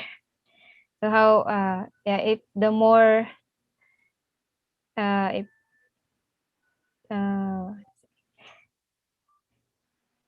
like if no partner, of course, no love or no joy, how we cannot if you're only alone, of course, how you cannot really feel the joy or happiness that you have. It's the same with God. God feels the fullness of joy when he stimulates by his substantial object partners to feel his original internal nature and original external form through them. When the kingdom of heaven is realized through the fulfillment of the three great blessings and the establishment of the four-position foundation, it becomes the good object partners that gives joy to God. That's why God created the we have the three great blessings that we need to fulfill. So though God is the absolute being, he cannot be happy alone. Adjectives such as good and happy cannot apply to any being that lives in isolation. They apply only when there is a reciprocal relationship. Imagine a professional singer who finds herself on an uninhabited island. She may sing at the top of her voice, but with no one to listen, will it bring her happiness? Happiness is not learned, but is felt through an object partner. In other words, God created this world to feel happiness by seeing human beings, and the creation become one through God's love and form a world of harmonious love.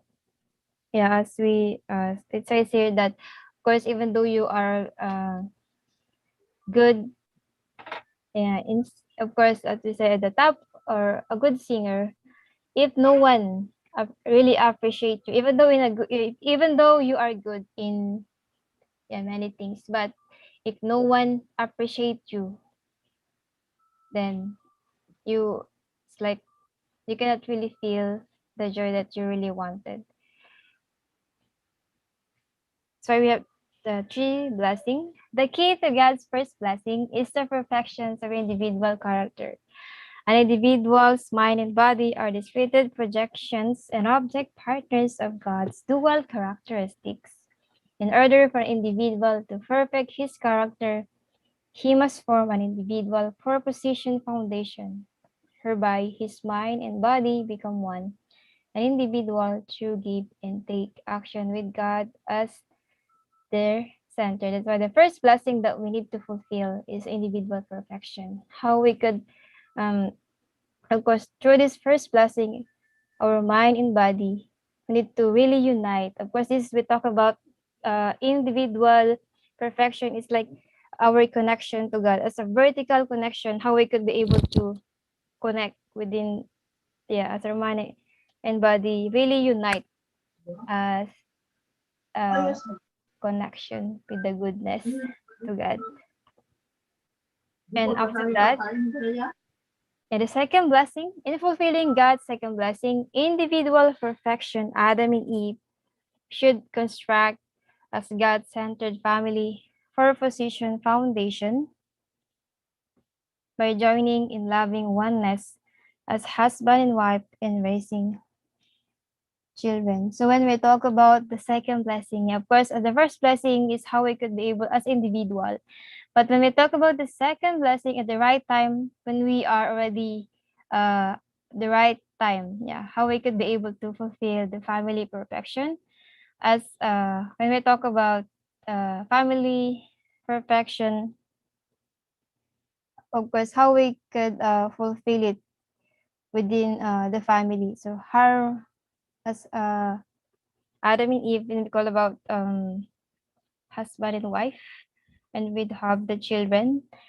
Uh, yeah, husband and wife to have the children. So when the harmonized unification of husband and wife, of course, when we talk about this is like of the oneness of man and women, or wife and husband, is a form of God. And with that, we can also say that uh, husband can be God to her wife, yeah, his wife, and wife can uh, be God to his husband. And when that form unite together, and they also actually when we talk about the second blessing, we have type four love, wait, four kinds of love that we have uh, as parent, husband and wife, um, children, and brothers and sisters. So how I could be able to fulfill this? Yeah, when we talk about especially receiving the blessing, so we yeah. Prior to the centering human beings, God created the natural world by expressing partial reflections of the internal nature and external form He had conceived for human beings. Consequently, a human being contains within himself the sum of total of the essences of all things.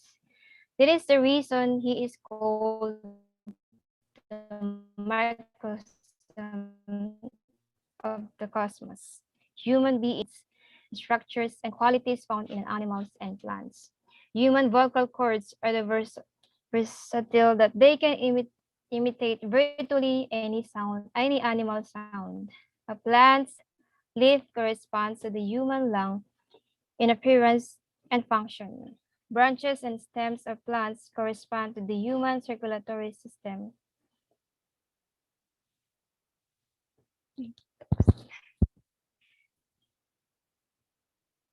which attributes nourishment to interbody. The smell and pooing correspond to human arthritis in veins. The roots of plants correspond to the human stomach intestine with absorbed nutrients.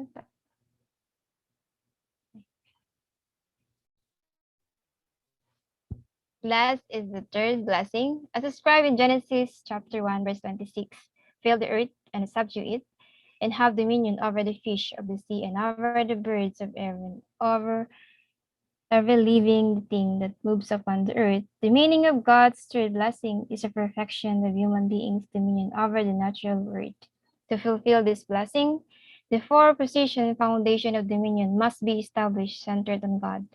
Human beings and the natural world, which are substantial object partners of God at the level of image and symbols respectively, must share love and beauty to become completely one.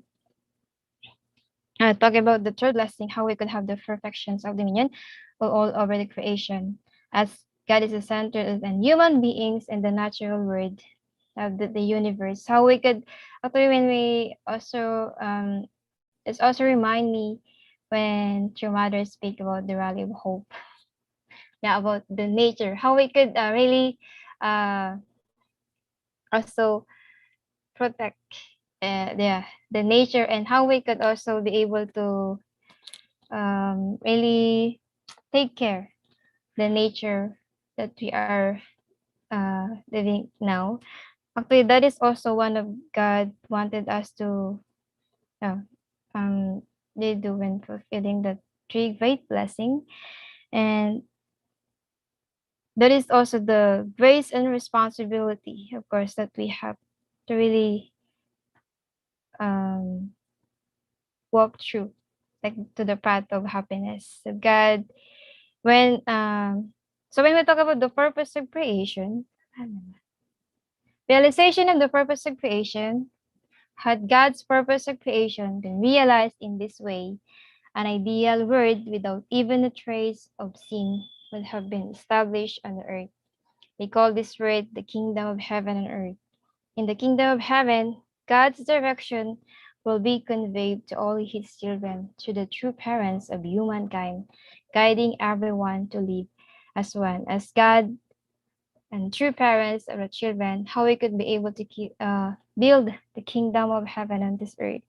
So when God is happy when his children fulfill the responsibility that we have. It's something like when the parents feel joy when they see their children fulfilling their responsibility. So when talk about the purpose of creation is like a road map for us for human life to understand what is our purpose and what is our purpose in life. And when we this is talk about how we could actualize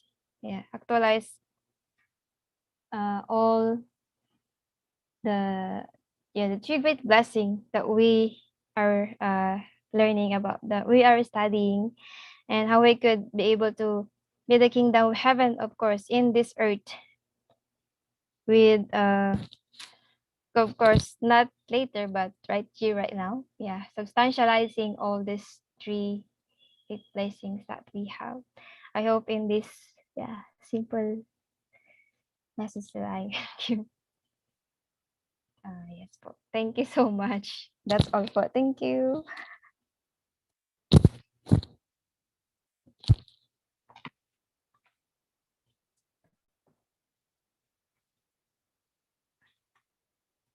Thank you very much, Ate Pinky. Okay, so there is a question here. Sir.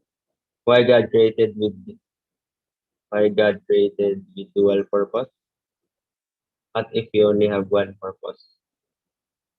Why God created us with dual purpose? What if you only have one purpose?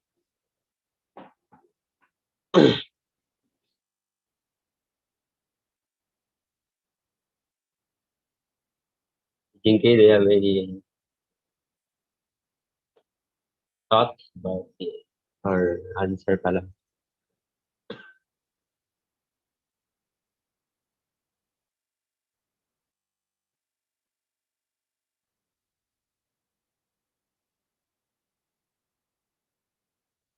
Ah, ah, ako nakapag- uh,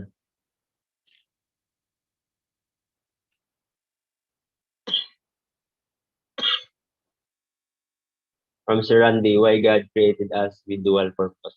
What if we only have one purpose?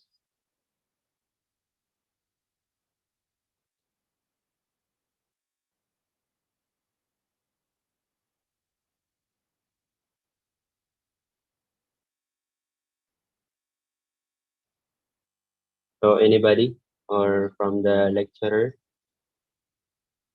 The Jinky? Whole purpose and individual purpose. The individual purpose when we talk about, I think like individual purpose, but how we could be like Para, hindi ko pala na-send sa lahat. why God, ano ba? Ano pa yun, why God created us with dual purpose. What if we only have one purpose? Why God? Ulit. Why God created us with dual purpose?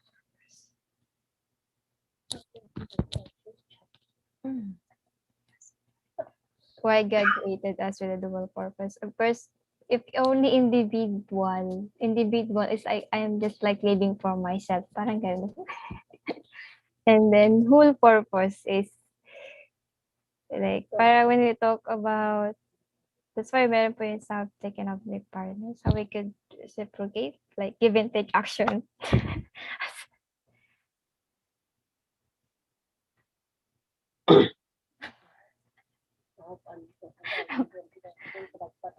I think yun na.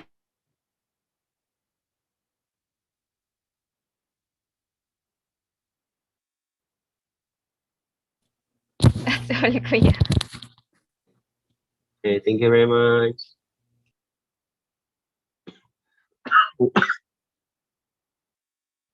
So, anyone from the others?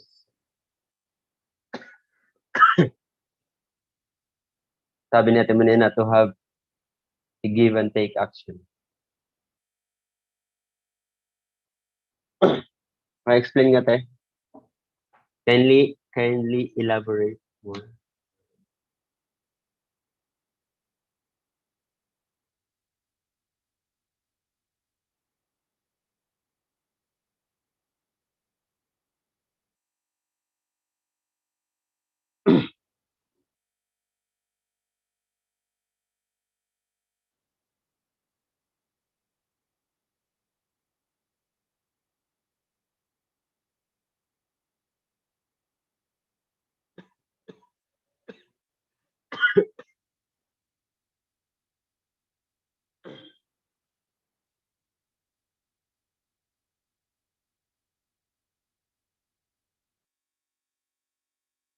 Saguto eh.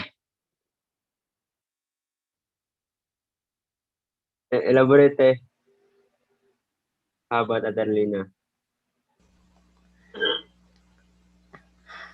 Wait lang guys, isip That's pa ako. created us with dual purpose because our dual purposes represent the dual characteristic of God that has endowed or that He had endowed to us. Wherein our full purpose represent the internal the internal nature of God that He has endowed uh, upon upon the creation and the ano yung isa? And our individual purpose is represents the uh, external nature of God that He endowed the same to humanity upon the creation.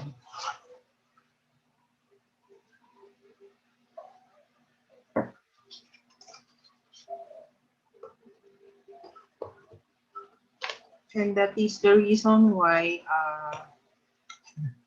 God has created us with dual purposes.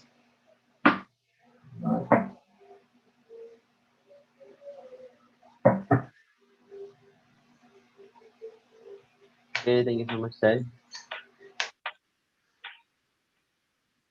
Parang kaya ito muna yun.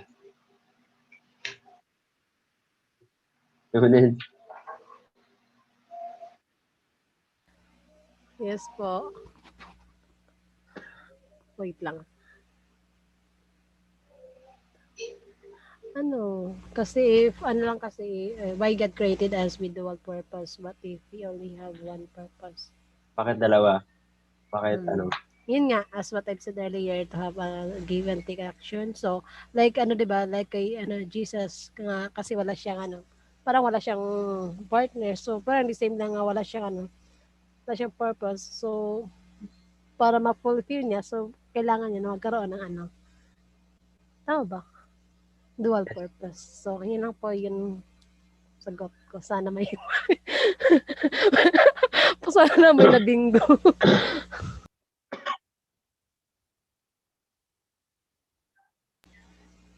That's it. Thank you.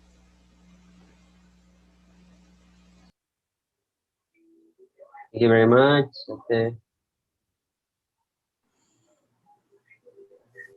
Kaya ko, Julius. May kalat ka dyan kaya? Yes, good evening, everyone. Yeah. With regards to the questions, firstly, we are created in the pattern of God's dual characteristics. So that's why we have this two dual also characteristics. And with regards to purpose, we know that God is a God of true love, a personality of true love. So that means the whole purpose, we have to live for the sake of others. For individual purpose, we have to exist so that exist. Then for the whole purpose, we have to practice or embody God's true love, which is to live for the sake of others. And the universe has been created based on our pattern as human beings. So example, the plants. So it exists, uh, individual purpose, it exists. Whole purpose, they are consumption foods for animals. So they are living for the sake of animals. Example, the cows or the pigs. So they exist, individual purpose, but they are our consumption for our foods. So with us also we exist, then our whole purpose is to live for the sake of others. Because from that, God will see that we embody His goodness, His true love. So that could bring joy to God. That's the very purpose why God created us in the first place. So individually we exist, but we have this whole purpose to live for the sake of others, just like the rest of the creation, which was created based on our pattern. And we are created based on the pattern of God. So we have to embody God's true love. That is to live for the sake of others. That's the whole purpose. Individually, we have to exist. So, what if yung, That's only my answer. may ano kuya, yung pangalawang tanong, what if we only have one purpose? That's greediness already. And that's not created based on the pattern self-centeredness, because only one purpose for yourself only. So for your individual existence. So no more other purpose at all. So that's not, we are not embodying God's true love, if like that. No purpose for living for the sake of others, living for the sake of yourself only. So, and it cannot be. It is not originated from God, because God is a personality of true love, and God's consists of dual characteristics based on that pattern also.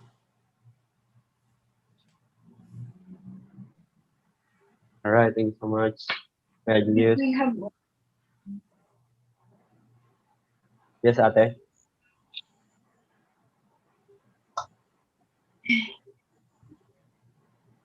If we had only one purpose, this would lead to distraction. So, diba?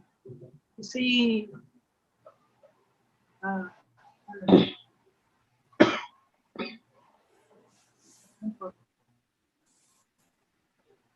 one, it means after we have fulfilled our purpose, our one and if we have fulfilled that purpose, that one purpose, there's no reason to pursue anymore. So that's the reason why I said it will lead to distraction or uh, uh,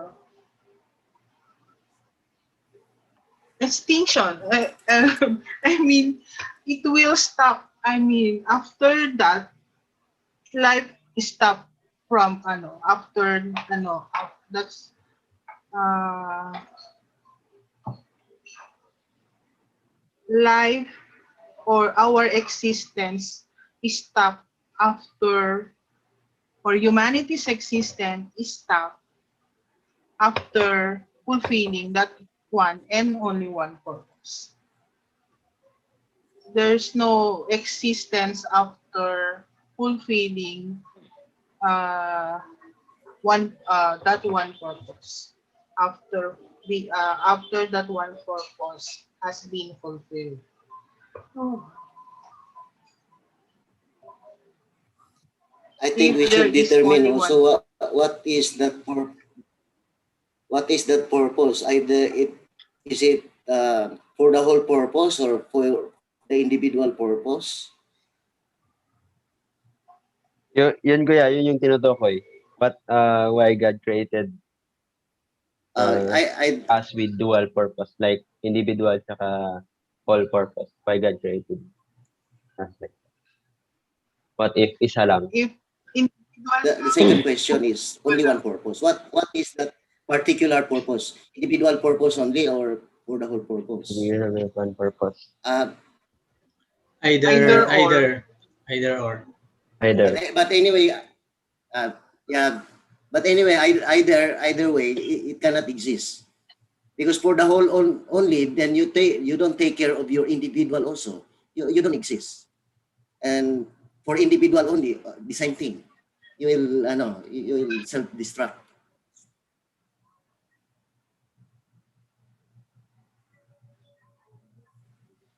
Because Okay. that would be Period. there would be wars, individual self centeredness.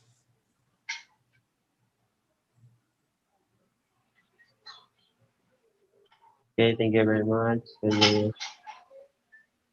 Anybody? Ako naman. Yeah, I agree with your answers. It's right. Pare, sa akin naman, yung sagot ko, pareho lang din. Pero to clarify more, why God created us with dual purpose? First question. Say God created us with dual purpose. With dual characteristic. So, babalik tayo dyan sa dual characteristics. Ano yun? Section 1. Kasi dun pa lang, sa within ourselves, may nangyayari ng individual tsaka whole purpose. Yung, for example, yung spirit tsaka physical body natin. Within ourselves, meron tayong physical body, di ba? At saka spirit body. Pag ang isa, selfish siya, ang mangyayari is, mamamatay yung both of them. Sarili ko. So, within individual, with every entity, di ba? May dual characteristics siya. Doon pa lang, God created us with dual purpose na within ourselves. Now, in dealing with dual aspect of purpose towards one another, same din. Same principle applies. Na, kasi, yun nga, sinabi natin last night about the ecosystem that everybody leaves one another. They're fulfilling their responsibility. Human beings have this, like animals na lang, animals and plants. So animals, that is a natural law. They have to magbigay ng carbon dioxide towards the plants, and plants give oxygen to animals. So yun, individual tsaka for the whole. So God created us with dual purpose kasi from the beginning, God created us with dual characteristics. Same with God. Within ourselves and towards another. Now, the next question is, what if we only have one purpose? So I absolutely agree with your answers na wala talagang mag-exist. Even from the beginning. Beginning pa lang. Pag isa lang, walang mag-exist. Kasi, paano magkaroon ng multiplication? Give and take action, di ba? Pag hindi mag-give and take action, pag isa lang, selfish lang yung isa, ang mangyayari, walang ma-multiply. So, sa atoms, pag yung ano lang, nucleus lang yung sarili-sarili niya, hindi rin siya mag-exist. Ganun ang mangyayari pag hindi siya mag-exist. So, either, pero pag, when we talk about relationship, like, sa human beings lang tayo, individual purpose saka whole purpose. Di ka rin kasi makagawa ng whole purpose pag hindi mo unahin din yung individual. That's the point there. Pag individual naman, yung individual lang, hindi rin siya mag-exist eh. Kasi hindi ma-continue. Kung kanya-kanya, like ang isang country, may reach of food, reach of water. Ang isang country, walang water. Pero marami silang crude oil, ganun. If they are not giving each other, actually, kaya nga nag-ano, di ba? Nag-export o import tayo ng mga gamit. Because we need something from them na wala tayo. So yun, hindi mag-exist. Like, in conclusion, if we only have one purpose, nothing will exist.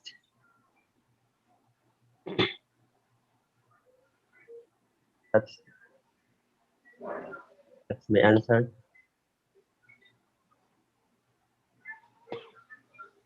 How about si Jinky? Balikan natin si Jinky.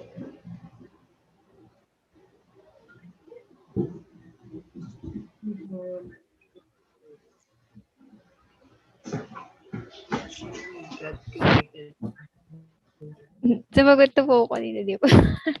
Sumagot ba kanina? Opo. Noong una po, tinanong ni Kuya Erwin. Pero hindi ko lang po alam kung narinig po ng lahat. Mainap po kasi yung ano ko. Ulitin na lang, ulitin. Rewind. Yun nga po, pag individual, parang ano lang po kasi siya, like, living for my sake, parang ganun po. But when we talk about whole purpose po, is like, living for the sake of others po, how, like a subject and object partner, niya po, give and take action, parang ganun po yung kanina. Yun po, sir.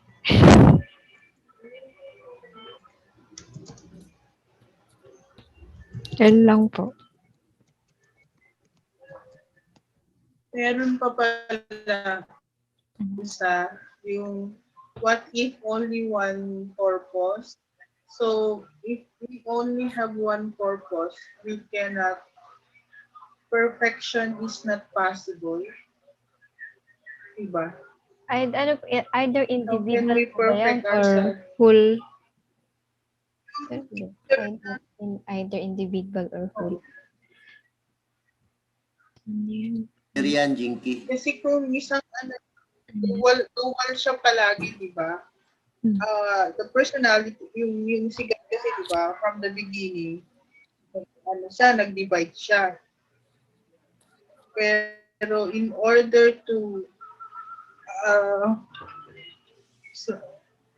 yung sa section 2 sa origin division yun, di ba?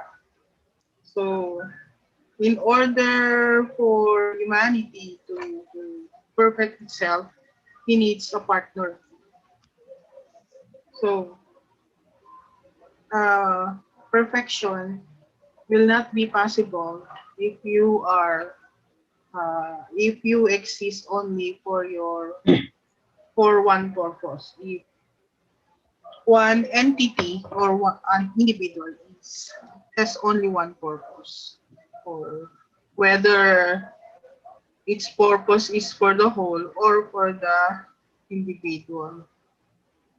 So there must be interaction because the purpose of in order for the creation to exist or all entity to exist, there needs to have an interrelationship.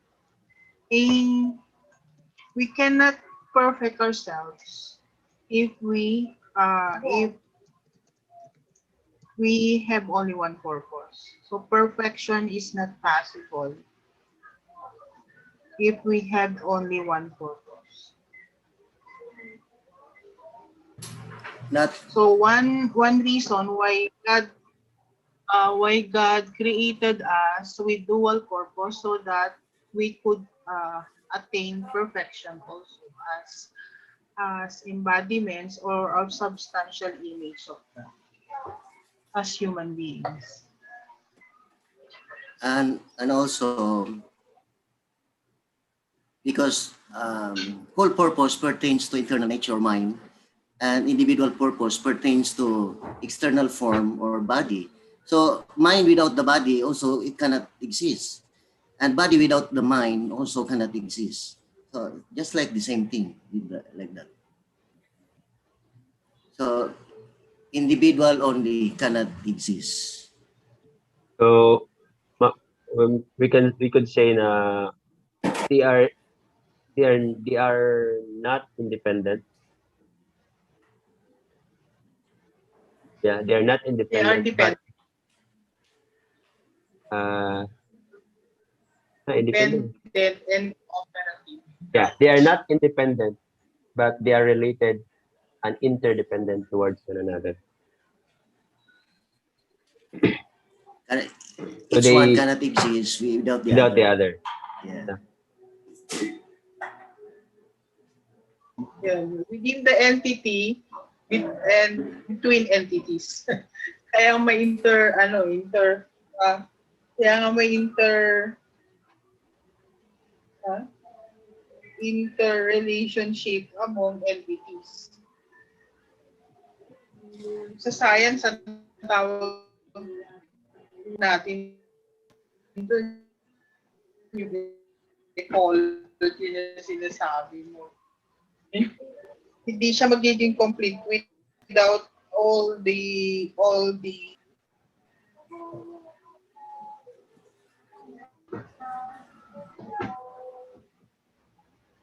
para rin siyang para din dun sa science, meron tinatawag na food chain di ba?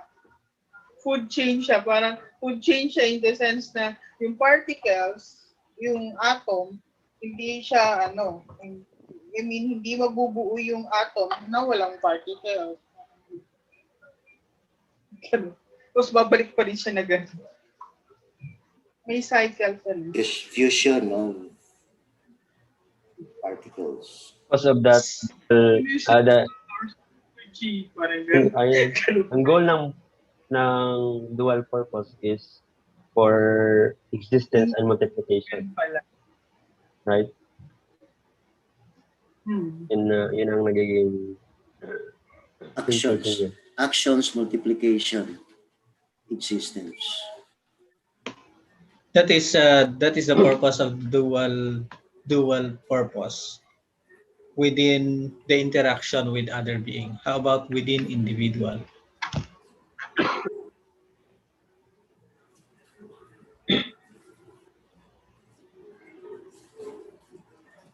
Kasi di ba, within individual, meron siyang existence of dual purpose. Purpose of the whole and purpose for the individual. And then the interaction with other individual also, there is also the existence of individual purpose and the whole purpose. So the question is within individual now. Either ganun pa rin. Kasi whether it is within individual or within interaction with others, still the same pa rin naman yung So with regards to this one, the first thing that we have to think of is what is the purpose of the individual purpose? And what is the direction of the whole purpose? why do we need individual purpose? And why do we need the whole purpose?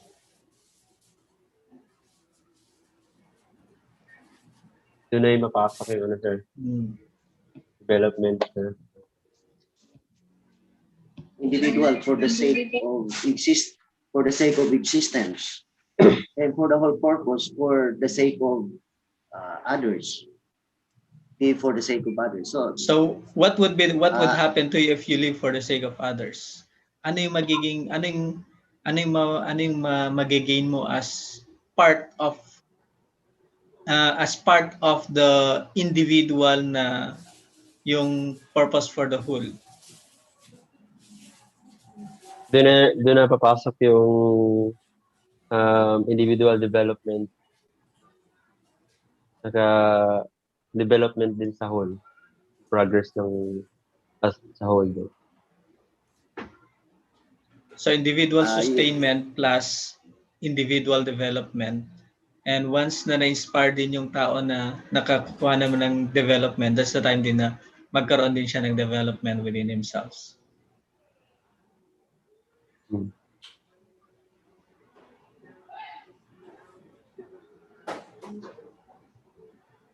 Mahina natin, Sylvia, hindi marinig.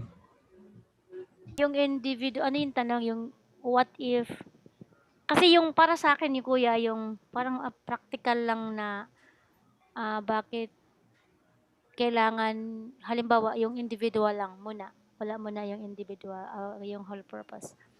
Yung individual kasi Kuya, kung parang actual or substantial or immediate na parang training ground, or I should say manifestation of, kasi ang individual, di ba, refers to the substance or the external form.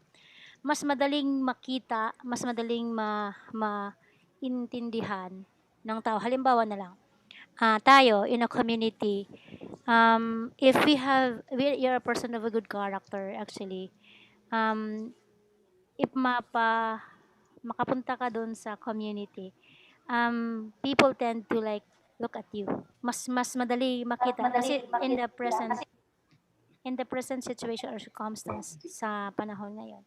Parang gano'n, mas madali nila makita yung substantial manifestation nung kaibahan natin sa iba. Parang gano'n. So yung individual purpose really actually is mas immediate, mas madali na supposedly makamit so that yung bigger purpose ma-realize.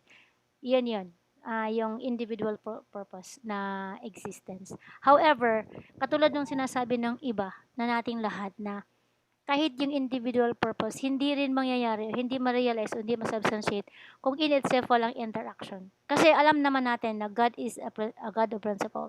So lahat ng mga bagay na an individual or a bigger purpose or a dual purpose na nag-exist ay in accordance din doon sa principle niya. He never, walang, katulad ng nasabi ko kanina, earlier maybe, walang na mangyayari, walang existence na mangyari dito sa mundo or nangyari na or even in God himself na na-violate niya yung principle na yun.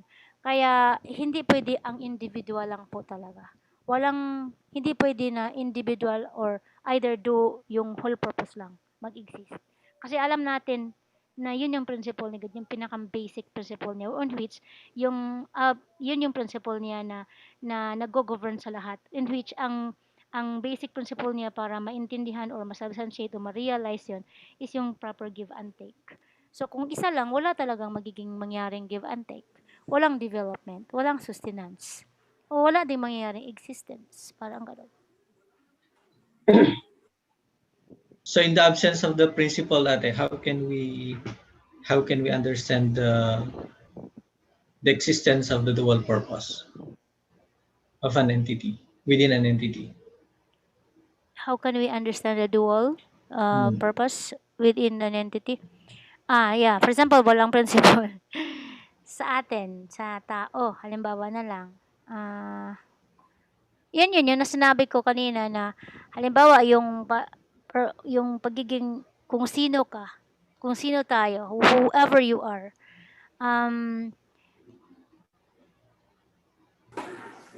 paano ba sabihin, is Example, yes. madali or madaling I think kasi madali siyang yun yung madaling makita or externally siguro sa tao kasi tayo masyado tayong walang principle, hindi tayo naiintindihan, nakakaintindi ng unawa nung ng principle ni God, for example, as one. Mas madali nating mas people always wanted to see or believe on what they see immediately. Parang ganon. Without understanding nung dual purpose, halimbawa ng existence natin. And then, however, yung individual na yon, alam naman natin na ah, without kung mapasali siya or would be in a community, um, without understanding the principle, alam natin na no matter how bad or good a person, might as well meron siyang ma-contribute para sa buong community. It's either paano na din natin yun makikita o titingnan. Not considering the principle, yung sa actual lang. Because prior to knowing the principle, alam naman natin na hindi naman natin to na discuss without the principle, di po ba? Pero yung existence natin already happened. And then, yung existence, ang limitan sa atin, ang understanding din natin of our existence is for our own self. However, pagka nasa community ka na, hindi din natin makakaligtaan or hindi din natin ma it is inevitable actually na um, yung ang uniqueness ng bawat isa somehow would complement to the needs of the other. Katulad dun sinasabi ni Kuya Erwin na mayroong mga bagay na wala ang ibang bansa na meron tayo, and in like manner meron ang ibang bansa na meron na wala tayo, parang ganun. Without understanding the principle. Kaya hindi pa rin masyadong hindi pa rin natin masabi na kahit na-grow up tayo ng sa centered na thinking, we still meron pa rin tayong notion na kailangan pa rin natin ng ibang tao, na hindi lang talaga tayo-tayo lang para sa sarili natin. Parang ganun. Yun, awan ko, I don't know if I have answered the right question, pero, the question right, pero, yun yung, mas immediate para sa akin na, knowing us as yung sa present circumstance natin as human beings, nag-grow naman tayo nag-groom naman tayo, na-hone naman tayo na parang para lang sa sarili natin, kaya nga ang mundo ay ganito kawatak-watak, hindi we cannot address the present conflicts and challenges because we were honed that way. However, without the principle, we also can recognize na uy, kailangan ko pala yung ganito. Ay, kailangan ko pala yung ganito. Without knowing the principle. Yun yung substance talaga po na nangyayari sa mundo. I think so. Po. But I don't know if I have addressed the question. Kasi hindi ako masyadong nakinig. Kahit walang principle, hindi natin masyadong ma-separate yung individual purpose sa whole purpose without the principle, Pero most of the time, we also always wanted to believe and practice the individualistic purpose. It is only upon knowing the principle that we have this full awareness and understanding na kailangan pala natin yung dual purpose. Na itong dalawa pala is inseparable after knowing the principle.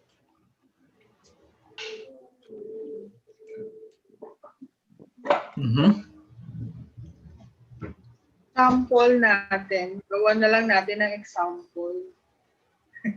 Tingin. Sample love, di ba? Love is an individual purpose sa love. In terms of love, individual purpose is receiving love, di ba? And full purpose is giving love, di ba? So yung individual purpose mo to receive love is that when you receive that love, wala ka namang choice kundi pag naka-receive ka ng love, di ba? Kahit na ayaw mo, di ba? When you, as individual, so individual purpose mo is to receive love. Naka-receive ka ng love, di ba? Pero may nagbigay nun sa'yo, di ba? Wala kang, the fact na nagbigay sila ng love, ano sasabihin mo? Sasabihin mo, di ba, magte-thank you ka? The fact na nagsabi ka ng thank you, ano yun? Naging, ano yun eh, parang binalik mo na rin eh. Parang binalik mo na rin yung love na binigay sa'yo eh. Dahil nag-thank you ka, di ba? So, whole purpose yun. Parang, yun. So, in the end, mafo-force ka pa rin na maggawa ng whole purpose, which is giving back the love to dun sa na na-receive mo. Which is, pag nag-give ka, gumawa ka na ng whole purpose, di ba? Yun eh. So, in terms of love, so, kaya, na-fulfill mo yung purpose, which is giving love when you receive love. Kasi, yun yung ano eh, yun yung, pag nag-thank you ka, syempre, nag-ano ka na rin no, nagbigay ka na rin ng love. So, which is full purpose yun. Parang ganon. Just like yung breathing sa animals and plants, di ba? Ang individual purpose ng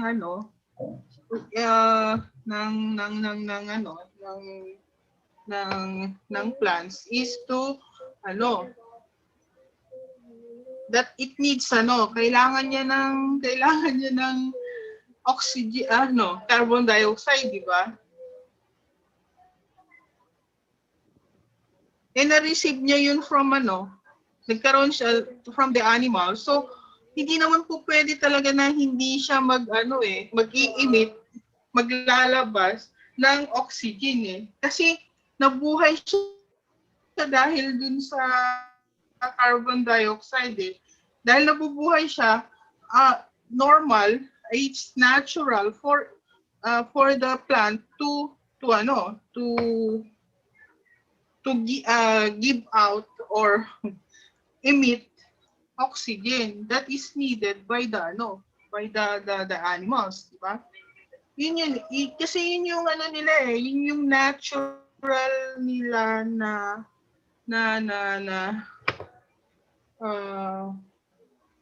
characteristic.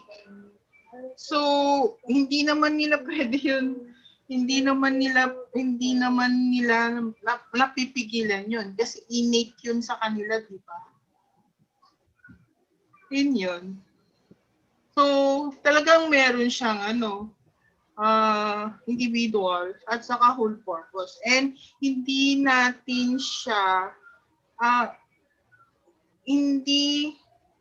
wala namang pwedeng makapagpigil nun eh. Kasi ganun talaga siya nagawa. It was created that way.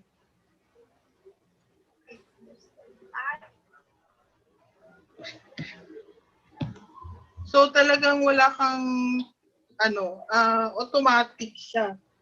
Or inherent talaga naman yan sa creation. Na merong siyang dual purpose or dual siyang characteristic. Inherent yung characteristic na magbigay para sa isa. Parang ganun. So even without the principle, we are benefiting from the dual purposes and dual characteristic, the dual purposes that has been involved and have given endowed by God to the whole creation, even without doing it. The principle only parang bininyagan lang siya ng principle di ba? Kumbaga, binigyan lang siya ng pangalan. Pero we have been benefiting from it unknowingly and unconsciously. Kasi nga, because rin sa atin, just like the sun and the air, diba? We cannot appreciate before knowing the principle, how can we appreciate the sun, the air, and the water? Morning, after, palagi naman uh, we cannot appreciate it because it has been there for us to and we have been benefiting from it, and yet yung air nga lang and yet from study, the only time na na-study natin na tanggalin lang sa atin yung air within 3 minutes, mamamatay lahat yung we will all die after 3 minutes na mawala yung air or mawala yung oxygen sa mga human beings and animals. So pag nawala siya, that's how important air to us, but we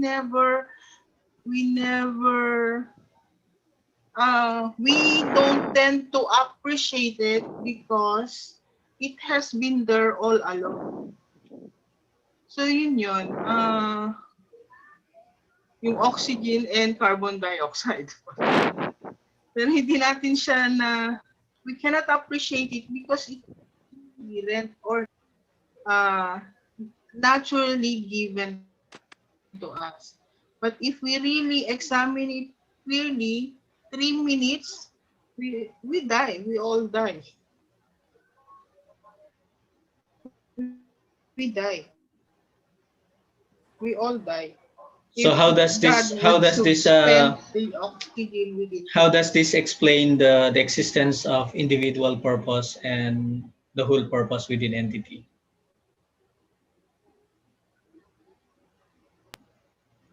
What do you mean by how does this? Anong ibig sabihin niya? Yung pagkakaroon natin ng individual purpose at saka dual purpose sa bawat isa? Ano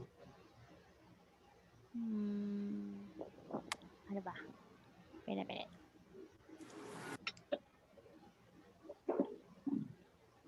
Kung babalik tayo dun sa previous dun sa universal prime energy that talks about existence of God and existence of human being, right? Of the creation.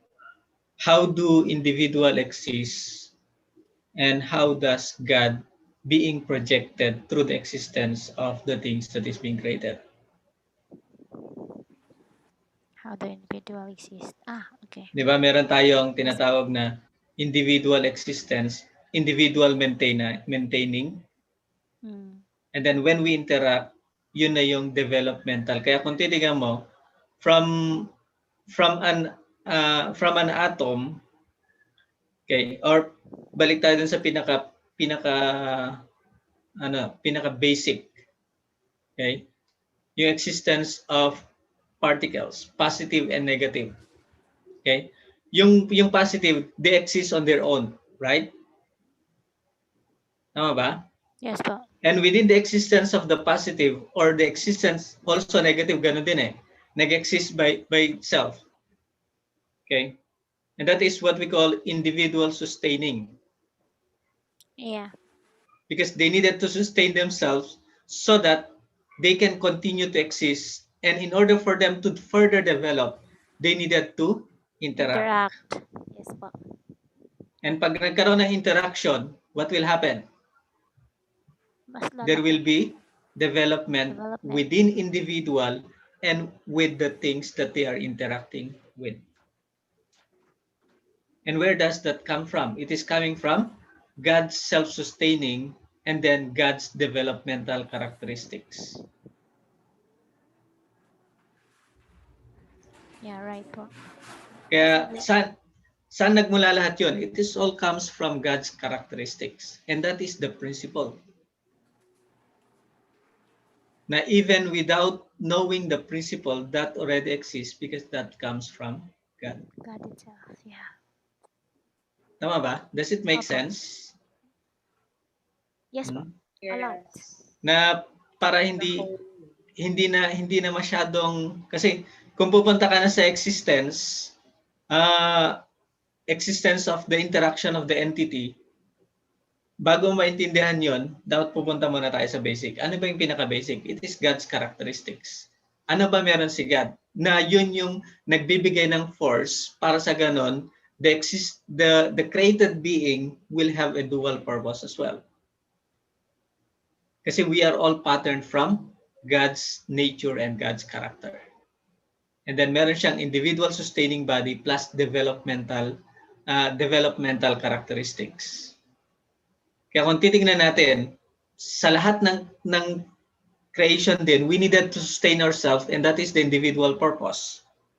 And for us to develop, we needed to interact within ourselves, plus the manifestation of the interaction of within ourselves is the urge to relate with other people, and that brings towards individual purpose.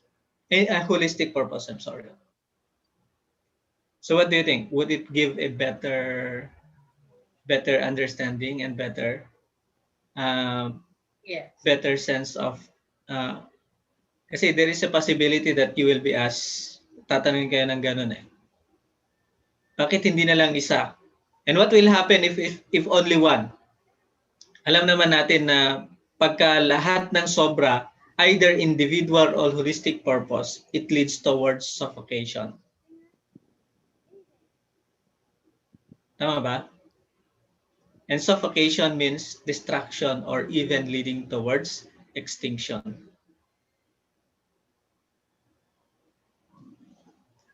Okay, so either whole purpose, pagka nasobrahan mo naman yung whole purpose, kaya nga, di ba? Pagka bigay ka ng bigay, there is a tendency na mababurn out ka. Kaya nga even sinasabi ni Father na sometimes you have to love yourself as well. Okay? You have to, because we have to maintain ourselves continuously. Kaya nga, kung napagod tayo, ang unang reaction ng katawan natin is we have to maintain ourselves. Anong hinahanap? We needed food. Diba? And what is the purpose why we needed to eat? So that we could continue to interact and we could continue to practice yung developmental through interaction with others. Okay? Yan. So, I hope that would give you some another way of looking at why God give us the value of why God give us a dual purpose within entity, and why do we need to sustain individual purpose and the whole purpose. Okay? Not only within the interaction with other being, but within ourselves. Thank you po, Kuya. Okay? Mm-hmm.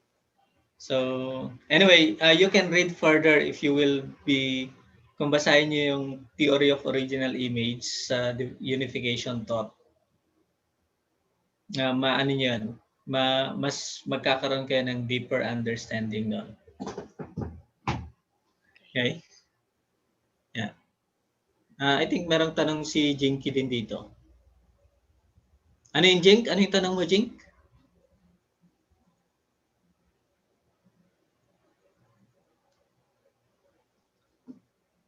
Hi, Jinky. Hello po, sir. Mas maganda pag ikaw yung magtanong. Hindi, ang tanong po, why God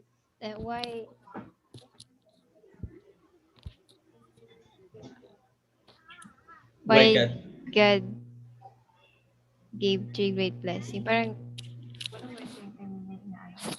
yan po. Kasi merong parang if ever po na itanong, parang gano'n po. I just wanted to. Bakit kailangan natin ng three great blessing? Hindi ba pwedeng isa na lang yung blessing? Ganun. Yeah. I like it. Yeah. Okay, what do you think? Salang. What do you think? Why do we need a three great blessing? That's the discussion of the whole principle of creation, chapter 1.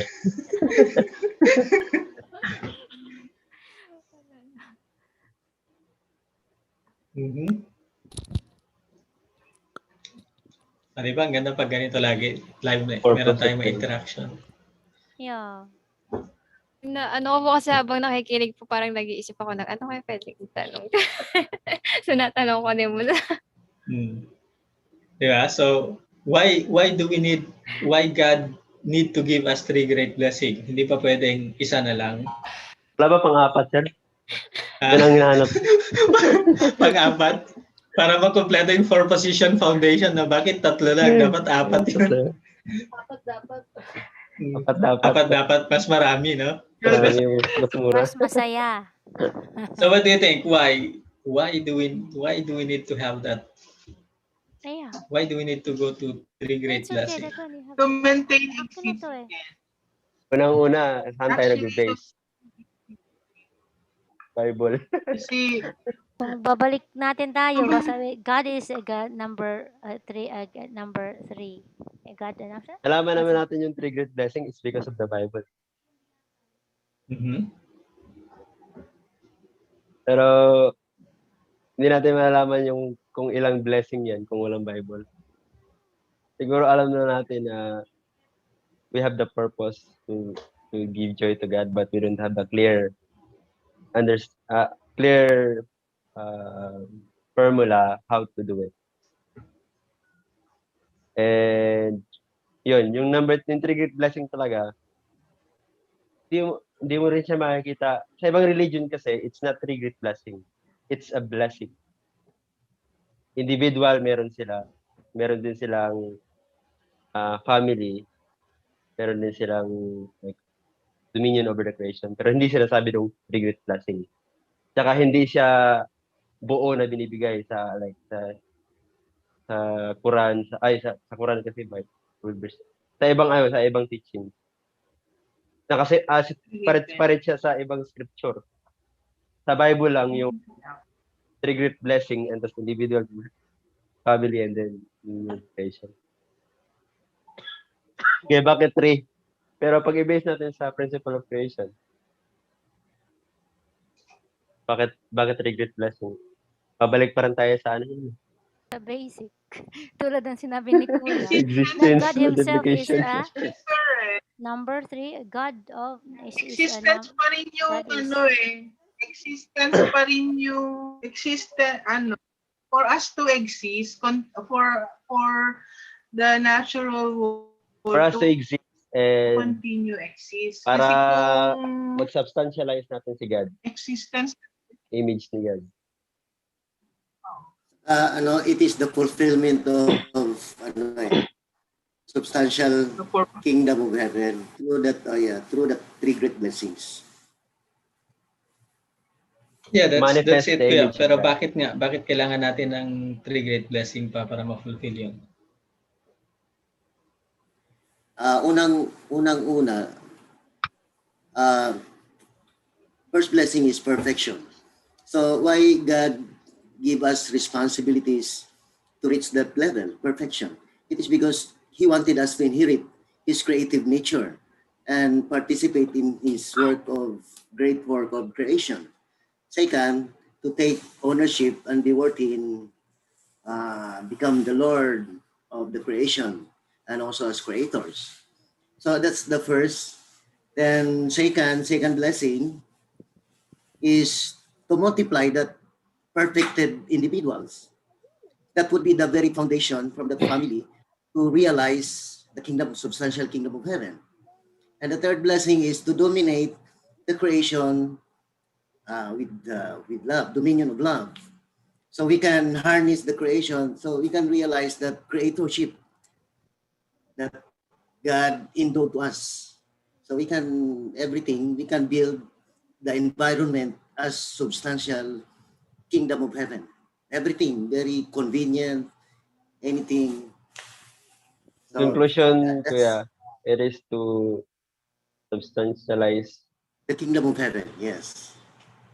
the invisible God. Yes, yes.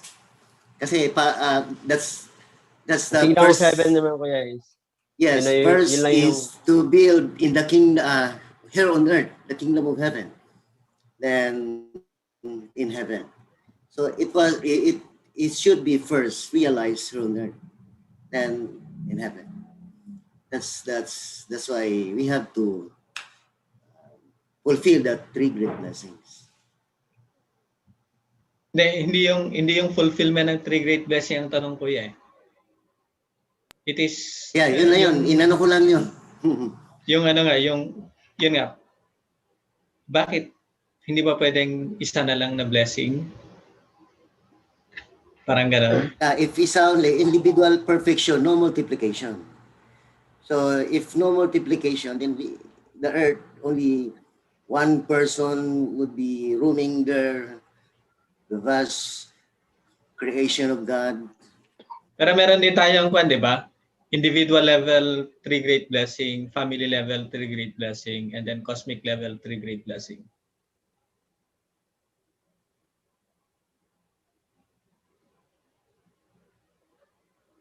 In God is Okay, others can share. Ano na lang, that's the pattern of the creation, and that it will be discussed Further. So next section 5. Section 5. The process of the growing period. So why God give the 3 blessings. Hindi, kasi basta ang basis ko lang talaga kung bakit 3. Kasi pwede naman 4 kasi principle naman siya, di ba? Ang basis ko lang talaga yan is Bible. Ngayon, bakit hindi ba pwedeng isa? Kasi pag isa lang, ano bang purpose ni God kung bakit create tayo? It is to embody His invisible image. And sinabi nga sa dual characteristic, di ba, that God is, the universe is the object partner of God, wherein the human beings are the image, and then the other creations are the symbol. Sinabi doon. So, dapat ipagsama yung dalawa, human beings saka yung other creation. So, pag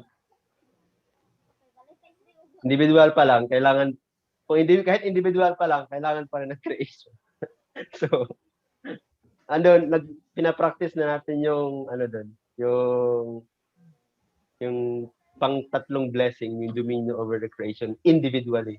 Kasi you are dealing with the natural world. Bakit nga hindi 4? Search ko nga yan.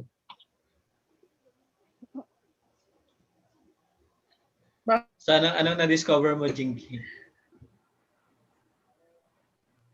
Hi, Jing.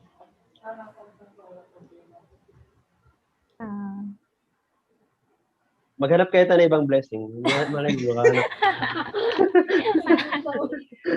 We never know. Wait lang. Ito. Yeah. Okay. Anyway, aside from the ano tawag nun? Yung kung titignan natin, if we will look at another dimension of the 3 great blessing, ano bang end point ng 3 great blessing? Kingdom of heaven on earth. Yun yung result pagka ma-fulfill ng yung lahat. Pero saka as the created being, ano yung purpose ni God? Bakit tayo create? Yeah. Para tayo mahimong kuan, para maging tayo, yung true Children image of God. yung true manifestation of His goodness. Yun lang pala yung sagot. Children of God. In order to return joy to God, diba? Yeah. In order for him to experience joy and happiness, right? Yeah. And ano ba yung way? Dapat magkaroon siya ng substantial image within individual. Mhm. Diba? Tama po, opo. And then after na ma-substantialize yung image niya within individual, kompleto na ba yon? Hindi pa. It needed to be expanded. It needed to be multiplied para ma-prove na God really exists with the characteristics na meron siya. Tama ba? And then kung nagkaroon ng expansion centering on the same created being or the same entity, enough na ba yon? Hindi pa rin kasi it needed to complete the whole cosmic level. Anong cosmic level? It is magkaroon siya ng authority to govern the whole of the things that he had created. Yan ang And that gusto ni God. cannot be done by God alone. Because he created the universe with both physical and spiritual. Okay?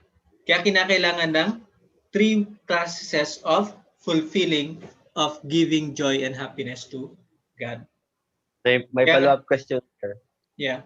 So, we already solved the problem here on Earth, like the purpose, our purpose. Our purpose is to, sabi sa give blessing, joy. to give joy to God. And then, kung mamatay tayo, if we die, Makapagbigay pa ba tayo ng joy kay God? Doon sa spirito. Actually, kasi kuya, yun lang, if we yun have yung not... goal natin, di ba? We are preparing for the next life. Ngayon, ang tanong ko is, kung ando na tayo, kunyari, spirit world na to, ano yung purpose natin? We already done with the triggered blessing, right? On earth.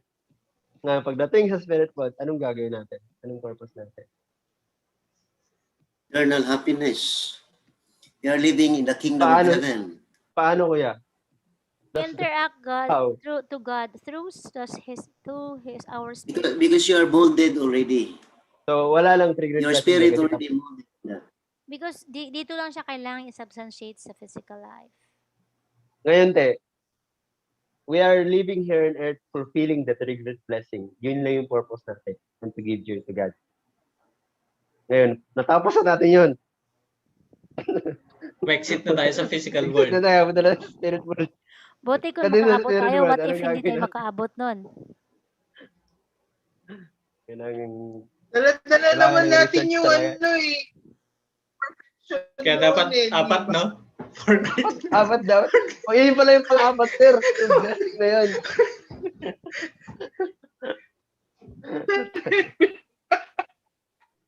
Yeah, ano lang. Guess lang.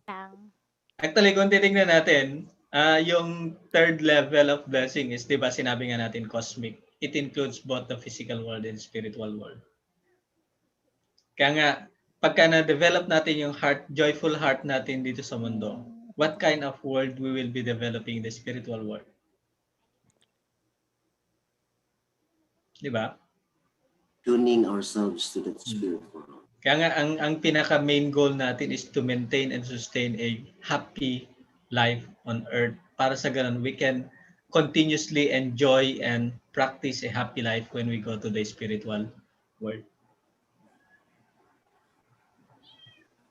Kaya ang substantialization ng lahat, ng culmination ng lahat is when we live together with God in the spiritual world, happily and experiencing joy and happiness together.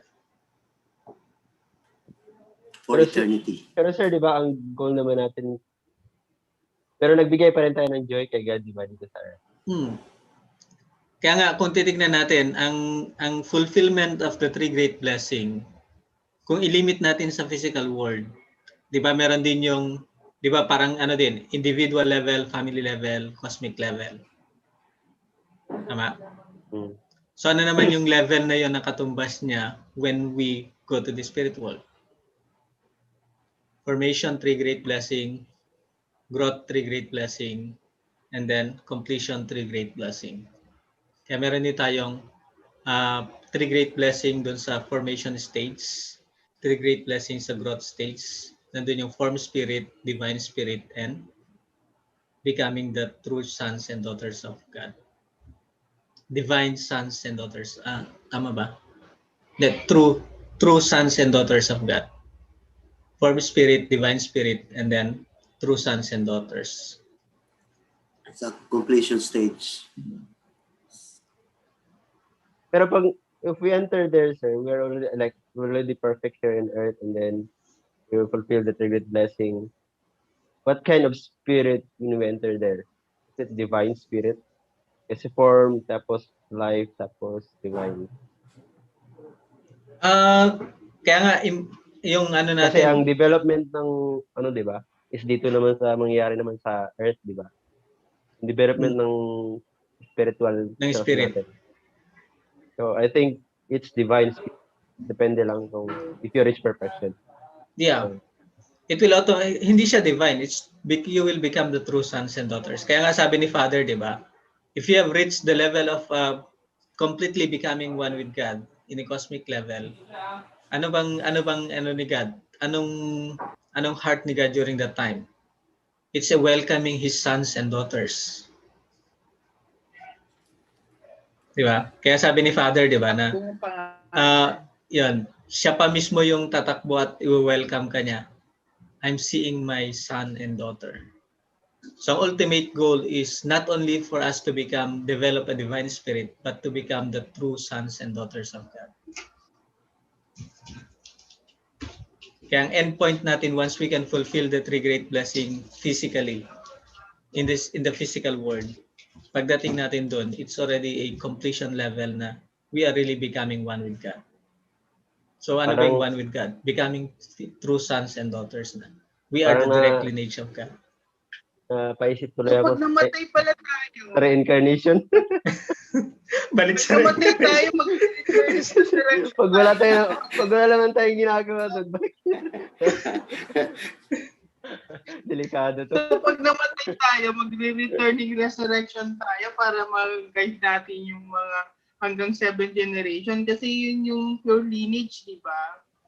Paano tayo pag as in Kingdom of Heaven na talaga? O, gano'n. Gano'n na nga. Ano gagawin natin? Uwian. May iba pa rin tayong gagawin.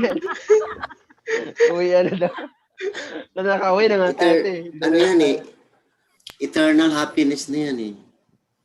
No more worries and anything. No concept of enemy. Paano makapagbigay ng kasi love naman yung ano dun eh.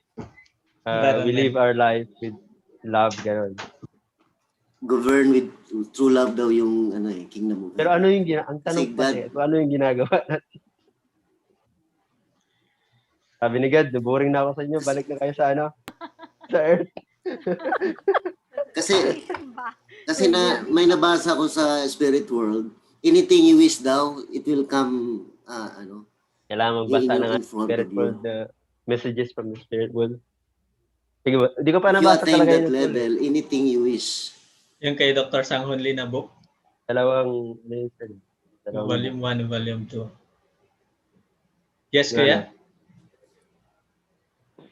If we attain that level, when you go to the spirit world, anything you wish, it will appear in front of you. Food, anything, just like magic. And govern with true love. So no concept of enemy, no worry, no anything.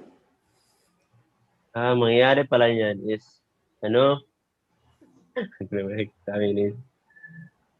So, kasi ang spirit world saka physical world, andito lang yung spirit world eh, diba? Sa paligid natin. Pero one lang naman.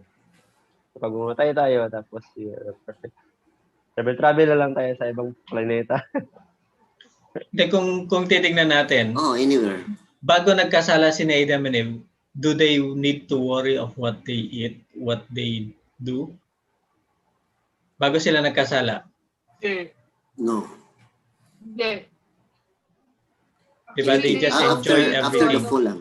Yeah. They just enjoy everything during that time. After the fall, yeah.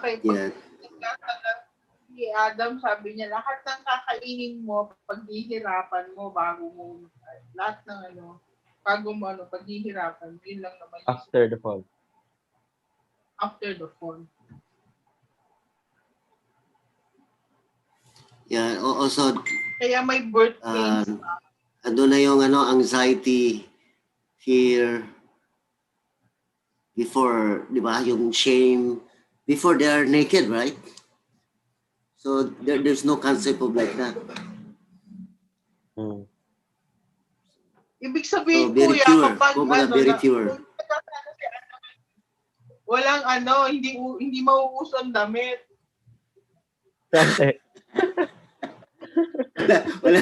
wala na malis Wala na yung Kasi concept yung ng malis. Pinapabenta yung wala business. namang Pinapabenta yung business natin, yan.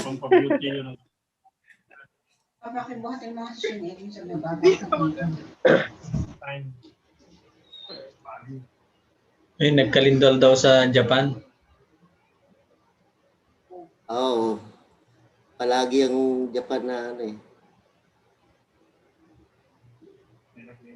Kailangan natin magbasa ng spirit world sa Okay, so anyway, it's really important. Yeah, we needed to study more Father's words plus yung mga supporting supplemental. Kasi kaya nga sabi ni Father, yung divine principle is just the basic. We needed to discover more through reading Father's words and all other supplemental to have a deeper understanding of the principle. Kaya nga, it's really important that we should, hindi dapat tayo mapagod magbasa at hindi dapat tayo magsawa sa pagbabasa. Kasi and hindi lang DP yung kasi that is just a backbone. Flesh and other parts, skin and the hair of God's plan is nasa speech ni Father saka nasa mga supplemental. Kaya nga nung sinetup nung present ni Dr. Sanghunli yung unification thought, yun yung sinasabi ni Father that this is a philosophical explanation of the divine principle. Okay. And that can supplement to better understanding. Kasi nga yung three aspect, yung intellectual, ano yan? Kalimutan ko na. Intellect, emotion, and will that should be satisfied para sa magkaroon ng deeper understanding. And those are the three dimensions of studying the principle, pero those are just the basic three dimensions. Okay. And we needed to have more kasi there are so many other dimensions. But how we can make all of these things to become just one para sa ganun magiging clear lahat. Okay? So anyway, I hope na we have a very good discussion and think more, Jinky. Give more challenge para sa ganun we can have more practical questions. Yun yung nakapag-tickle sa mind natin eh. Yung mga simpleng tanong lang na bakit kaya ano kaya kung hindi nagkasala si Adam and Eve? Ano kaya kung hindi lang si Adam and Eve ang tao? Yan. So ano kaya kung hindi lang 6 days yung pag-create ni God? 'Di ba? Ganun ang tanong ko, Randy. Kasi kung nag-fall si Adam and Eve, kung marami yung may iba pang families, bakit dinisregard, inano na lang si Adam and Eve, tapos doon na lang sa iba? Kasi pure pa rin yun, di ba? Hindi naman na-full yung ibang tao eh. Kung there is other human beings aside from Adam and Eve, so kung sila lang na-full, kick out ka na, si na lang, itong family lang ni ibang family.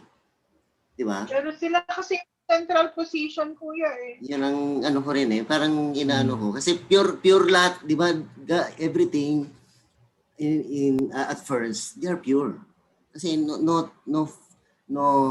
fall yet take place eh. So only Adam and Eve. So bakit hindi naman ibang yung iba pa mayroon man ha?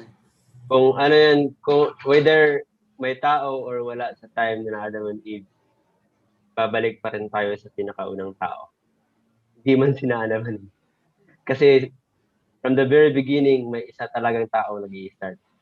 Ay, hindi pala isa, dalawa. Kung hindi ang pangalan nila, hindi man Adam and Eve, but the existence of human being started with 2 persons. Babalik tayo sa time na. Parang ang tanong din dyan is, sino bang naka-receive ng 3 great blessing? Sina Adam and Eve ba? Or meron pa ibang tao naka-receive nun? Baka hindi lang to eh. Baka 4 talaga. Ano? So, yun yung ano. Anyway, Sino ba? that will be discussed next Saka ano but din, you can start to think about that. Yes, saka kuya. ano din, kung si Adam and Eve lang, kung yung silang they are the first two. So yung mga anak nila, yun yung nag-asawa-asawa. Pwede ba yun? Di ba? Kung sila lang, sa lineage nila.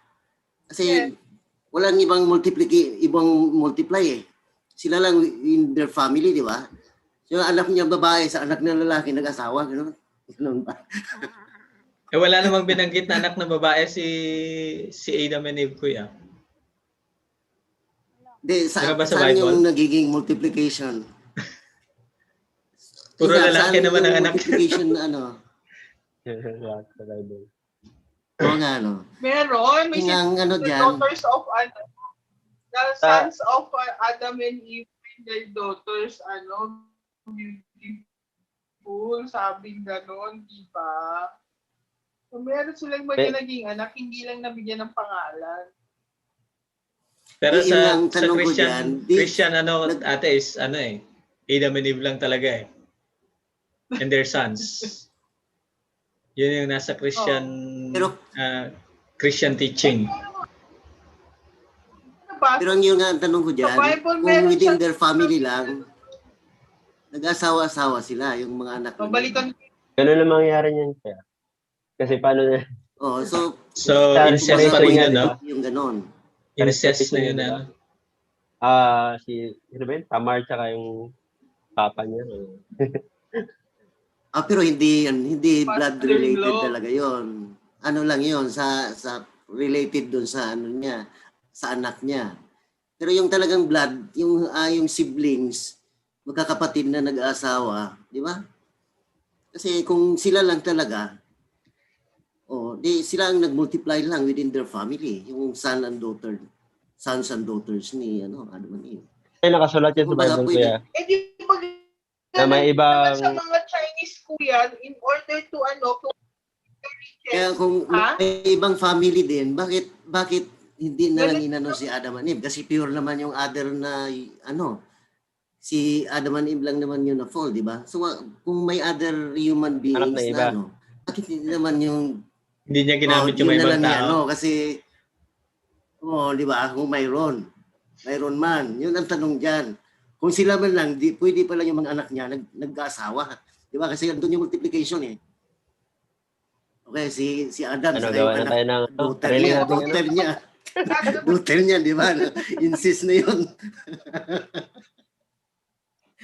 Likat, pipi. I-research natin yan. Pero sa Bible yun kaya yung senior ko sa UPTA si Father mismo na gano'n na may mga tao na sa aside kina Cain and Abel pero hindi ko alam kina Adam and Eve.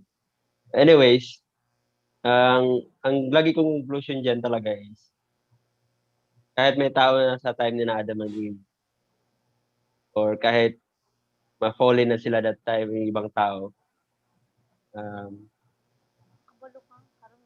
restoration. So siguro nag-start yung restoration. Pero ang ano ko doon is babalik pa rin ako sa pinakauna. Para hindi na ako maguluhan. So bahala na kayo na Adam and Eve. Balik ako sa pinakauna. So dalawang tao pa rin yun. I-start niya na. Hindi mo sina Adam and Eve. Yun, baka pag-aralan ko rin yun. Tapos gawin ng pangalan. Sabi niya, Genesis 1 Genesis 1:26. And God said, let us make man in our image after our likeness, and let them have dominion over the fish of the sea and over the fowl of the air and over the cattle and over all the earth and over every creeping things that creep upon the earth. So God created man is in his own image. In the image of God, he created him. Male and female created them. So hindi niya sinabi na Adam and Eve. Male and female created them. Pero pinangalanan naman niya, sir. And hindi, yun nga. Bago niya sila pinangalanan, male and female, he created them. Ano niya? And God blessed them, and God said unto them, be fruitful, multiply, and replenish the earth, and subdue it, and have dominion over the fish of the sea, and over the fowl of the air, and over every living thing that move upon the earth. And God said, behold, I have given you every herb bearing seed, which is upon the face of all the earth, and every tree in which is the fruit of the yielding seed. To you it shall be for meat. Yeah. Then Genesis 30, and to every beast of the earth, and every fowl of the air, and to everything that creep upon the earth, wherein there is life, I have given every green herb for meat. And it was so. And God saw everything that he had made, and behold, it was very good. And the evening and the morning were the sixth day.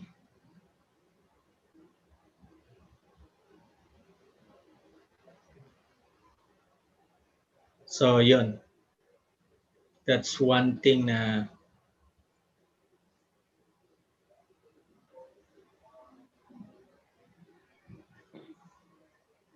Pero di ba palagi namang sinasabi natin na hindi naman sila, even Noah, hindi naman siya absolute good eh. Siya yung least evil siya. Parang gano'n. And kung totoo man na... most relative good among. Oo. Kung totoo man na may mga iba pa, sila yung central person, kaya sila yung napangalanan. And then i-represent nila yung mga ibang tao. I think Yun. God created first Adam and Eve as first generation, the first two. Then after their fall, they're having children. That's the time again maybe God created another human beings for multiplication, because it cannot be that the children of Adam and Eve will marry each other. Pero ang creation of human being is on the sixth day, kuya eh. Yes. After the sixth day, Adam and Eve, the first two that God created. My thinking on it. Then after that, after their fall, that's the time again the second batch of human beings in order for multiplication. Because if Pero wala naman nang within nakasaad doon Adam's na family, he created another human being after. The creation of human being is ayun only nga, on the sixth day. Kaya kung titignan natin to make it if we will go back, when God created one species of animal, isa lang ba yung create niya? Okay? yun nga ang tanong. Kaya yung question regarding the kung titignan natin in terms of the process of kung gaano ba karami ang species ng na-create during that time. Kasi ang daming species, di ba? Sa isang family, marami siyang species. In human family, Homo sapien is just one species. Tapos marami pang ibang species ng highest form of animal, na yung thinking animal. So, ang nun is kasi hindi na nag-create si God after the sixth day eh. Kung after the fall is nag-create siya ng another set, dapat nakalagay doon that after Adam and Eve fell, nag-create ulit si God ng another set of human being. Another male and female. Pero hindi na eh. yun nga ang tanong ko diyan, kung mayroon marami man sila, not only Adam and Eve, bakit hindi nga nag-choose si Adam and si God doon sa other sets of two naman, male and female, i-disregard na to siya kasi na to impure na to mga to eh. Siguro ang sagot, Because they're all created, di ba, pure first. ang sagot So, lang siguro kung niya, ganun kuya, kuya, Adam and Eve, ito ng set na to na lang ang mayroong set A, set B, set C. Di ba? parang ano din yan eh, parang So, nung nagkamali si Quad, nung nag-fail sino ba yun? Si Ham? Si Ham sa Noah's family, di ba? Noah. Bakit hindi na lang dinamili si God? Oo. Bakit kailangan pang nagantay si God for another period of time? At ba't hindi na lang kasi hindi rin lang naman sila yung tao that time na nabuhay na rin after. Or even during the time of Abraham. Bakit kinakailangan pa na ipasa from next generation to another? Bakit hindi na lang kumuha si God from other people during the time of Abraham? So ibig sabihin, pagka merong pinili si God, kaya nga sabi niya in the Bible, di ba? God will be the one sa predestination, in the book of Romans, God will be the one to call, and then, ano na yun? Kalimutan ko na yan. Yung dun sa Romans. Bye. justified and glorified. Yan. Call the person, glorify the person, and then justify the person. Okay. Pero ano ba yon? Para matawag yung tao, dapat mag-respond kay God. Para mag-glorify yung tao, dapat mag-respond din kay God. And para ma-justify, dapat makapag-work siya in accordance to God's purpose and God's plan. Siguro, sir, pag there are people around Adam and Eve at that time, it will still follow the principle of numbers. I think, so, ang mangyayari niyan, parang restoration pa rin kasi why is it that you cannot choose another family? So it means if there are people around Adam and Eve, means there are restoration happens already before, but it was not just written. Kaya nga kung titignan mo yung slide na present ni Reverend Hori, di ba yung presentation natin na yung slides is from fall, tapos bumaba. Pero ang ano natin is after na hindi na fulfill yung growing period. Diba ang growing period is formation, growth, and completion. Dapat ma-fulfill yun. Nung hindi na fulfill yun, nag-shift from principle of creation to principle of restoration. Kaya nung nag-fail si Adam and Eve to follow yung dapat nilang gawin immediately right after. Kaya kung titigan mo, hindi naman kagad din yung nagtanong si God kay Adam Adam, where are you?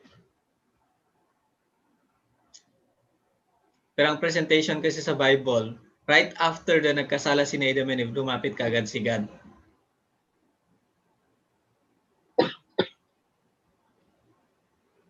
Okay. So, yun yung Yun yung we have to look at Kasi ang binalikan pa rin ni God after nagkasala si Adam and Eve is hindi siya pumunta sa ibang Hindi siya pumunta sa ibang tao, ngunit bumalik pa rin kina Adam and Eve, trying to let them become responsible so that God's plan will be continuously being set with Adam and Eve. Parang nangyari is restoration pa rin siya. So, follows the principle of numbers, like before that sa mga tao ni Adam and Eve. And then napili sila Adam and Eve kasi at the right numbers. Parang ganun. They're Sila the yung chosen. sila yung relative good of all the Parang that can ganun. respond to God's calling. Yeah, I If may think the mga same. tao. Tapos para mapalitan si Abel, di ba? Talagang naghintay siya ng set. It takes time. Naghintay siya ng set.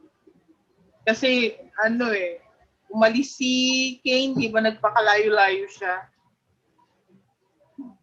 Saka may video ako about sa account na hindi lang nalaman Eve at that time. Yung isang di ba, Ano na? anthropologist. Yung video ko na pinapanood ko sa YouTube. At dinownload ko siya minutes. Sinabi doon that the genome of Adam and Eve, if we trace back, we could, they concluded na hindi lang 4 yung genome kay Adam, but more than 200 genome. So it means 200, so mga parang 10,000? there are more, Parang gano'n? there are more than, Yun ba yun? hindi lang siya na Adam and Eve ang tao that time. Parang ganun yung conclusion ko. Sa science yun, pag i-trace back mo yung genes ng genome. Kaya nga, meron yung 3 di ba? Homo sapien, Homo habilis, Homo erectus. And then meron pa yung isang Homo. Na yun yung meron pa yung pinaka-latest na yung na-discover sa cave sa Cagayan Valley. It's another form of Homo na aside from yung common ng four common homos na natin. Yung further study nila yung sa somewhere in Europe. Yan. So dito rin makikita na hindi lang sila yung tao na naka-create. Pero in God's process of fulfilling His purpose and His will, isa lang yung among the people, isa rin yung magiging chosen person. Isa lang yung magiging chosen person, and then kung hindi ma-fulfill yun based on God's calling, ang mangyari niyan is he cannot get another person from that generation, but he will purify that generation until there will be a person who will show a intense heart that he wanted that to fulfill God's plan and God's purpose. And that is what we call relative good and relative evil, that will respond to God's calling.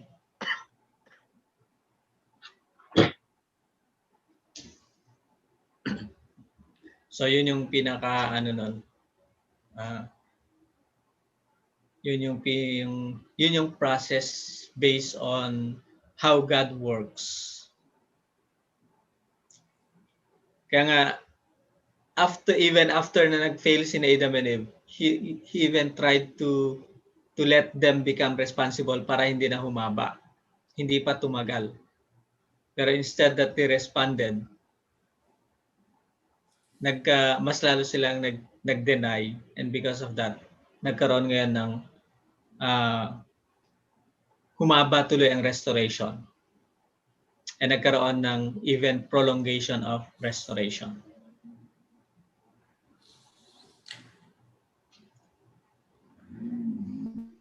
Okay, so anyway, yung question ni Kuya Julius na niyan, we have to really search a lot more para sa ganun we can deeply understand. Kasi kung titingnan nga natin, nung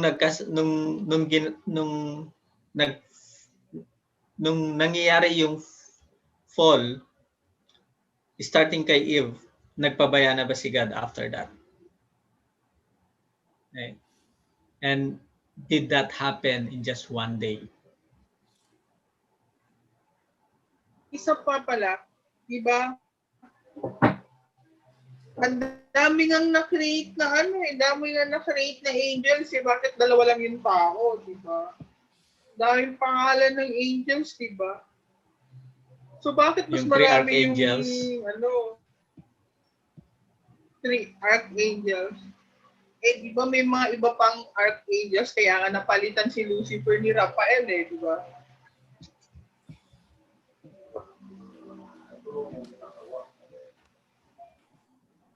Wala din silang pakpak.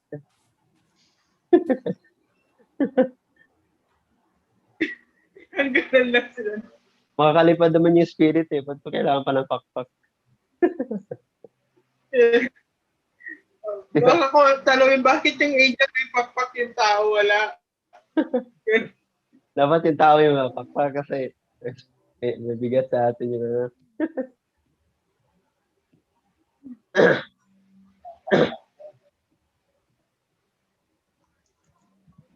Kung wala yun sa pakpak eh, so parang tao lang din yun. Pero spirit lang. Kuya. Spirit and angel. Meron ba? Because siguro nilagyan ng pagpapalagay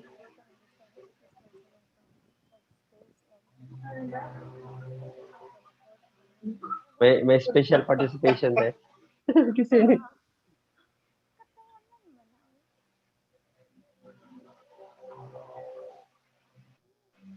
pero may pakpak, may sinabi sa Bible na may pakpak yung ibang angel.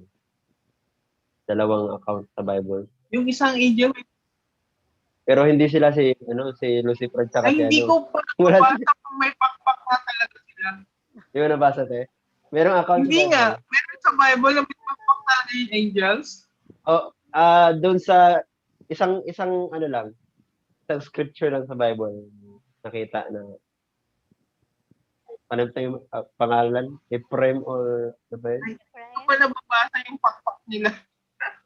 Yun lang nakita sa Bible na may ano. Pero yung sinabi na yung ibang angel na dalawa lang kasi yung angel na yun na may pakpak. Siguro yun lang yung tong angel. Pero sila si Lucifer, walang account sa Bible na may ano, di ba?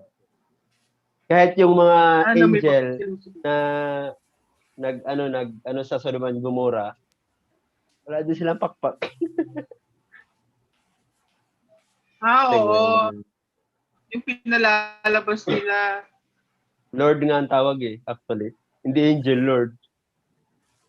Daming problema sa Bible. Grabe yung meron nga ako isang Bible na yung kung anong klaseng Bible yun.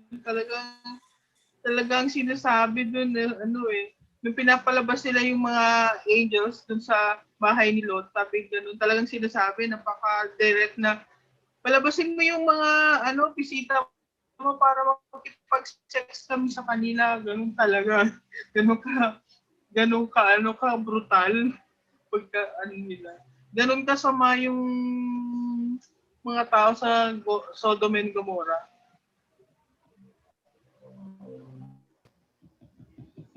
Yun yung sinasabi nila. Sabi ko, grabe naman pala ganito ka-direct yung salita.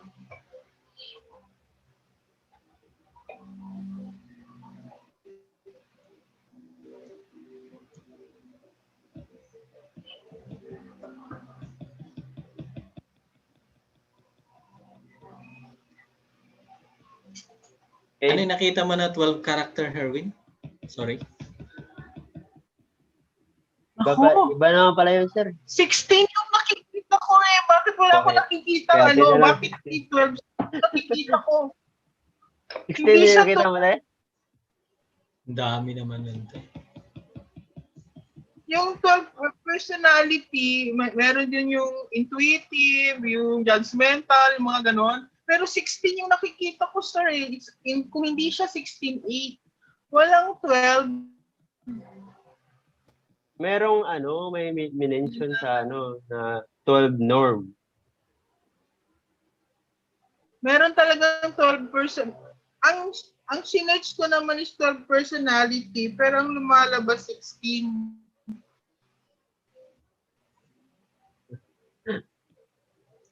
merong ano, norm na ano,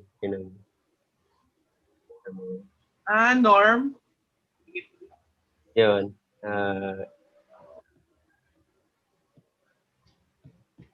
The concept of norm. I would like to describe the education of norm. What is the meaning of norm?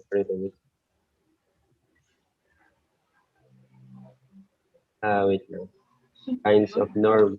Yan, 12 kinds of norm yung sinasabi dito.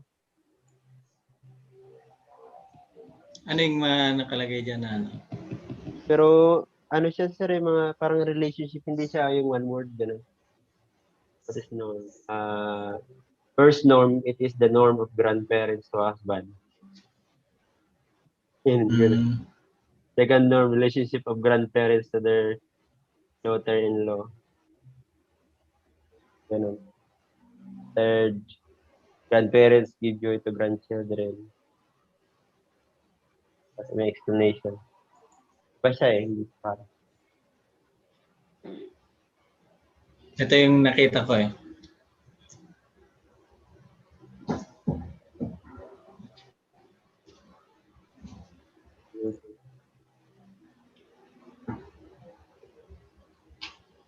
Yan nga siya, di ba 16 siya, sir? 12 siya, 12. At 12?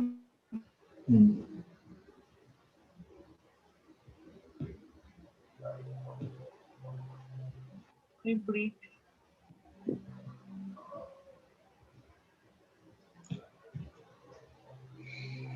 Third types are composed of spring.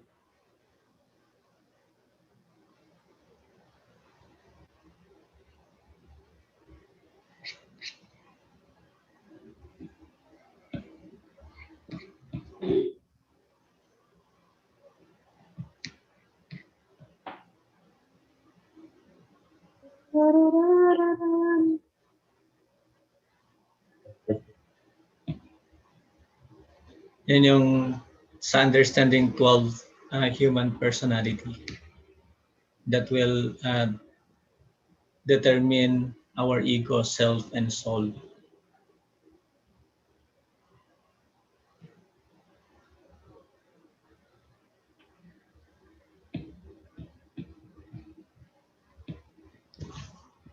Okay, so meron pa ba tayong ano?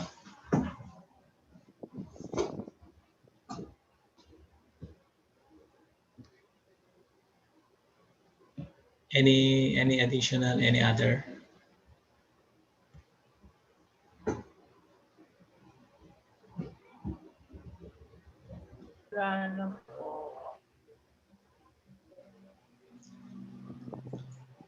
Si Ate Sylvia, meron pang... Sa totoo lang, wala akong may dagdag. Hindi ako nagbabasa.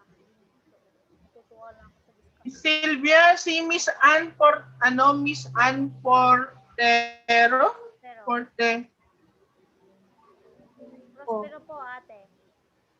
Posteros? Ano? Prospero. Portero? Prospero po. Prospero. Prospero. Apa. Siya yung sinasabi mo. Yung kaninang umaga. Opo, ate. Kaninang ba umaga? Siya yung binigyan ko na. Nanaginip ko naman ako. Kaninang umaga, hindi ba, ate? Opo, yung nag-ano kanina. Yung nagbigay ng... points of appreciation. Yung, points of appreciation.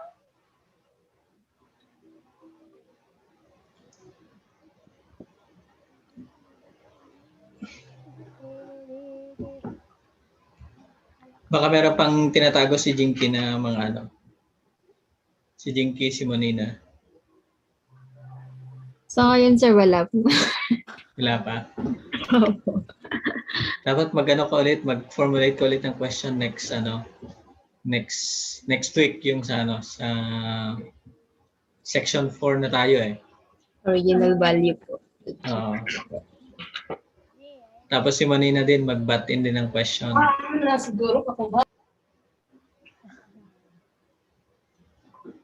Okay, so it's already 10:52. 10:52 na, yung Yung jacket is ready na for pickup. And you can visit sa HQ. Yung mga kulang sa tuition fee, and if kung magkano pang kulang nyo, you can just PM me para I can send, or we can send to you.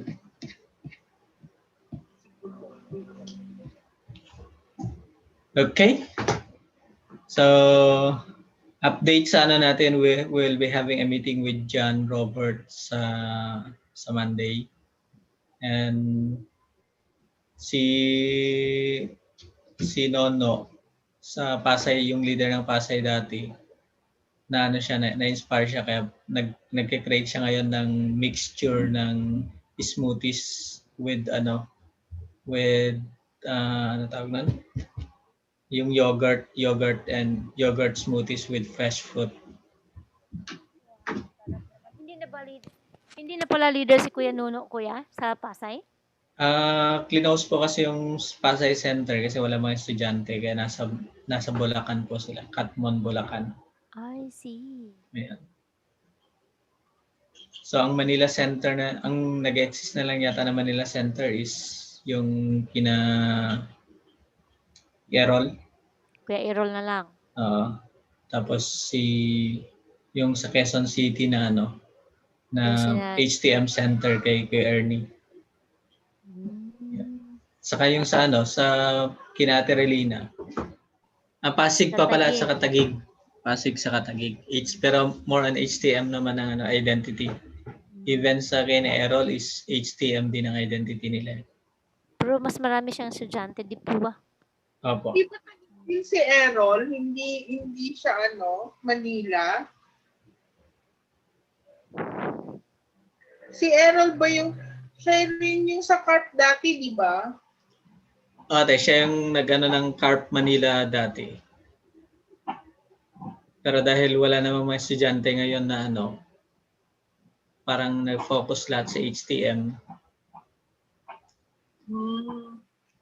Kay ate kay ate sa Caloocan, Kamanava, si ate Pops. Ate pangalan? Lopez. Marikina si ate Lopez. Si ate Pops, si ate sa Kamanava ate Diding. Yan. Ate Diding.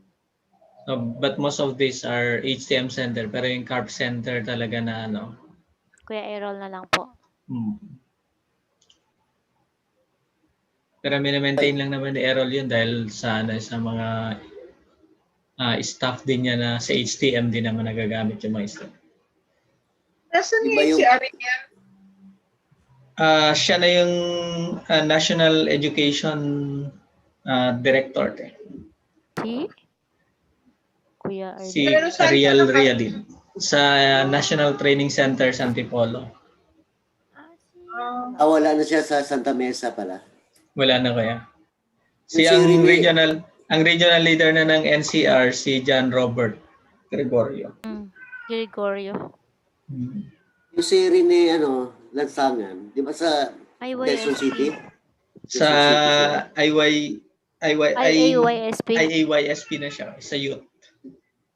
Youth and CARP. Pero national naman siya kasi.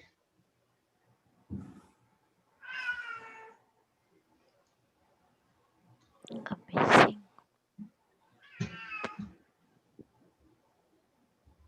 So, ano pa bang natin? So, yun, ready na for pick up. Kung makapunta kayo ng HQ, maka-visit ng HQ or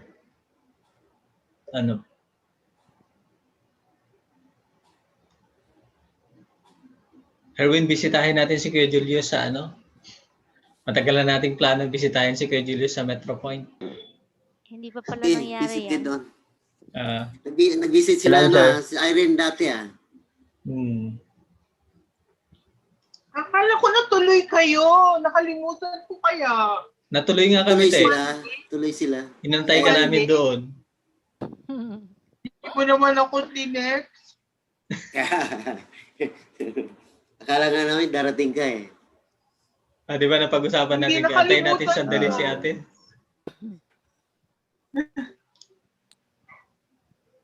Saka Kailan ba? hindi ko naman din alam kung sa Metro Point lang talaga. Pasay, mismo sa loob.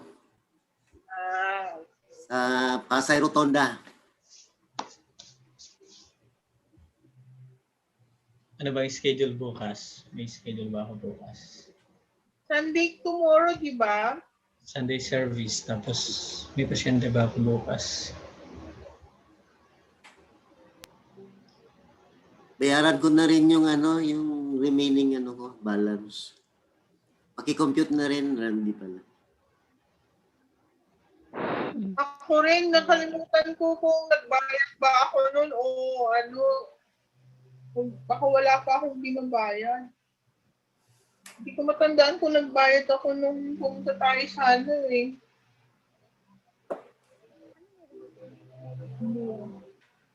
Hindi ko alam kung Padala na rin ng jacket, Randy, kung pupunta kayo. Tuesday, Erwin, available ka? Tuesday, sir? Oo. Mag-MRT na lang tayo para ano? Mabilis Yes, sir. lang yun. Matutala na naman eh. Sa Metro Point lang din ba? Sa dulo? Oo, sa dulo ng Dulo ng MRT? dulo ng MRT, So, Ate Relina,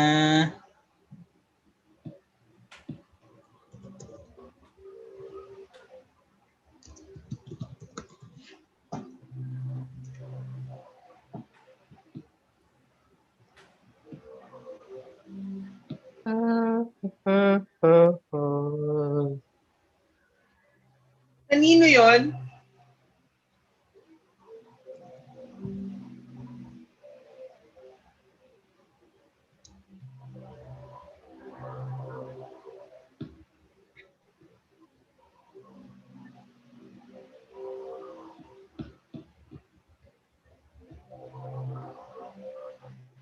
si Mons.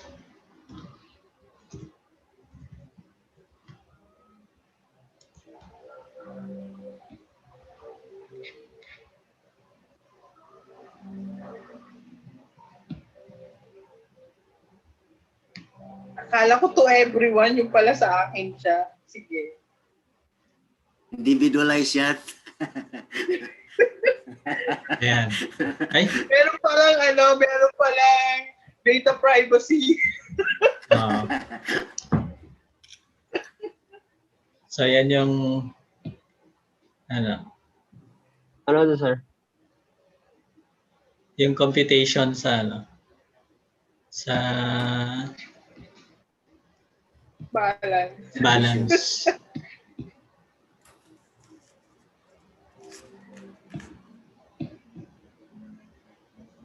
Pero pina-compute ko kay kay Jenny. Sinama pa rin niya sina Kuya Roland, Ray. Walang balita kina Kuya Rola. Parang nahirapan siya Kailan ko ba kuya, sa internet. Kuya Roland? Mag-connect. Ano yata, si Kuya Roland nakita ko yung kahapon ba? Sa HQ? sa morning devotion. Yung nag-scan. Nakita ko siya. Si Ate Joanne is busy sila sa sa National ID sa PSA. Tapos parang yung husband niya hindi yata nakabalik. Hindi na Hindi nakalabas. Okay. Kaya nung nag-apply kagad si ate sa PSA. Kaya nag-workshop. Okay, so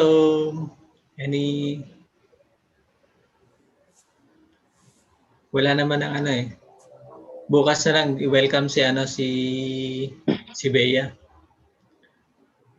I-welcome si HQ. Sir, next meeting, ibang topic na tayo. Section 4 na tayo next meeting. 4 on 5 or 4 lang? Pagsamahin na yung 4 and 5 para ano. Total, maano lang naman yun eh. Isang page lang naman yung si 4 eh. Ay, sa dito, sa 3 hours tayo, isa lang yun. Page lang siya. Pero, pag sa 12 hours, mahaba pa rin yun. Original value. Okay. So, sino mag-model nun? Yatin mo na yun. 3 and 4.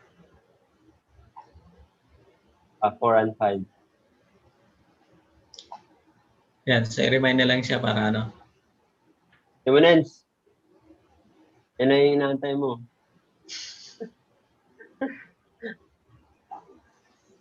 ano yun yung pantamad? Si Guapa, ay si Guaba. Yung video na yun. Tutuwa ako dun eh. Meron kami kanina meeting dito sa Taguig na HTM. Mga coordinators. Meron isang doon nag-lecture na comedy. Galing siya ng Bicol. Ayun, sino yun? IPRC dito siya. Kilala mo pa siya, Herwin? Sino Si, Agapito. Si Aga. Si Aga. Sa HQ yan minsan, di ba? Siya yung HTM lecturer nila sa IBLC. Andyan pa ba yun? Hindi ko alam kanina. Ewan ko kung saan ba talaga siya. Na Basta siya kanina yung nag-lecture dun sa mga coordinator. Pero, I find him good kasi comedy kasi siya. Yun yung niya. Comedy. Silvia, sino kasama ni Bea? Papunta nito? Siya lang?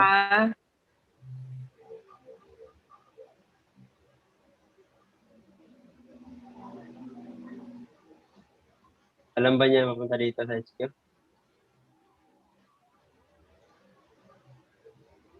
Wala ba hindi ba nag-ano si Celine kung sino magsundo? Hindi ko alam, sir, kung hindi ba...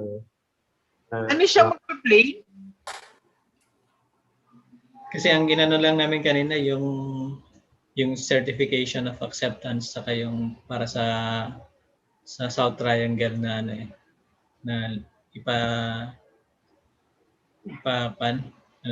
ipanote na doon siya sa HQ. Yun yung inano namin kanina.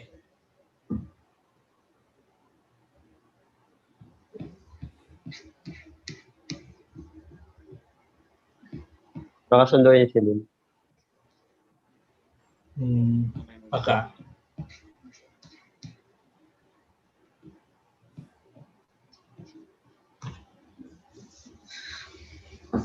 So yung jacket mo, ipadala na namin sa iyo, Ate Relina. Jacket ko? Ipa Mr. Speedy na lang.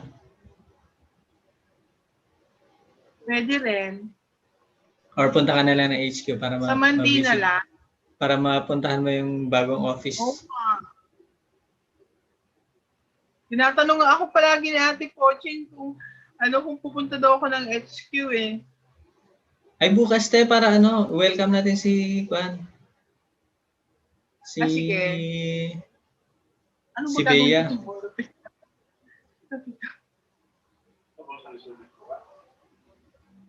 Kay Julius, hindi ka makadrop sa HQ bukas? Bukas anong oras? Kahit umaga na Sunday service time. Or sa hapon. Para makita yung bagong office. Ay, yun ba yun? Yung sa, kay Herwin? Yan? Hindi kuya.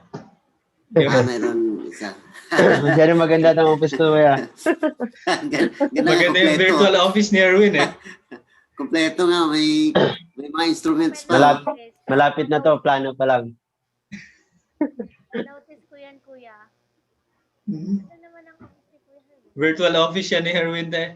Ay, reference picture pa. May prepare picture pa nga eh. Gagayahin ko nga din siya eh. May organ, may gitara, oh. Kompleto eh. Pero na-relocate na kasi yung office ng BFD Extension and Education, BFD Education. Hindi na doon sa dati kaya. Ah, okay. Yung pinagpa-picturean Sa ko, dulo? bakit wala pa akong nakikitang picture ko? Hala, nga pala. Na busy si Cecil. Okay lang, sige, video lang. Sabi nga ni Alte, yung mga picture daw natin. Boss, sa UPTA group te ah. Sa Facebook na UPTA group. Ha? Sa UPTA group na Facebook. UPTA group. Oo. Di ba meron tayo yung Facebook group ng UPTA kung saan nandun yung picture nila nila Herwin. Nandun din yung mga pictures natin sa Okay. Hindi kasi ako masyadong nagpo-Facebook eh. Hanapin ko na lang. Nag-ano na pala, nag-alboroto na yung chan ko.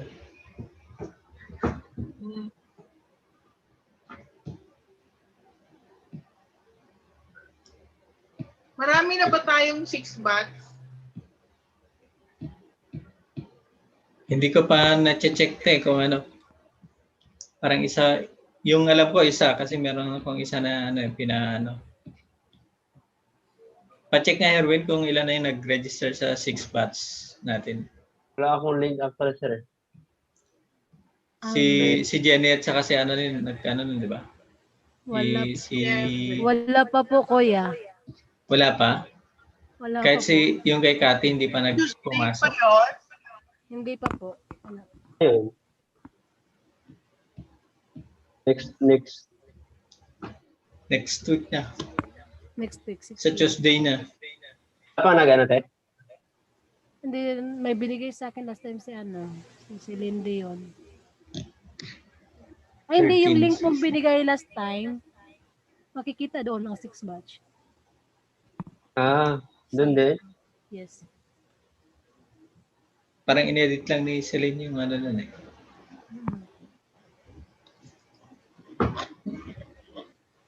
So, anong oras yung natin kay Bea bukas? After lunch? Nung oras Sir, kuya. baka pasalpot-salpot na ako kasi may kami record. Kakantahin for Yung sa banda, no? Hindi ko alam kung anong oras eh. Hindi ko pa nga na-practice eh. Sa piano. Ano bang kanta na nyo? 3 daw dapat eh. Tatlo nga yan eh. Pagpilian. Thank you. Yung isa, hindi ko pa narinig actually. Kaya nga pinasa lang sa akin. Sinong i-welcome? Sinong i-welcome ba? Si Bea Kuya. Ah, Si Christine Bell. Okay. Anong oras mo na bukas? Ang ano po, kuya? Yung welcome party ni Bea. Anong oras ba siya darating? 7 a.m. yata eh. Tama ba Ate Sylvia? 7 a.m.?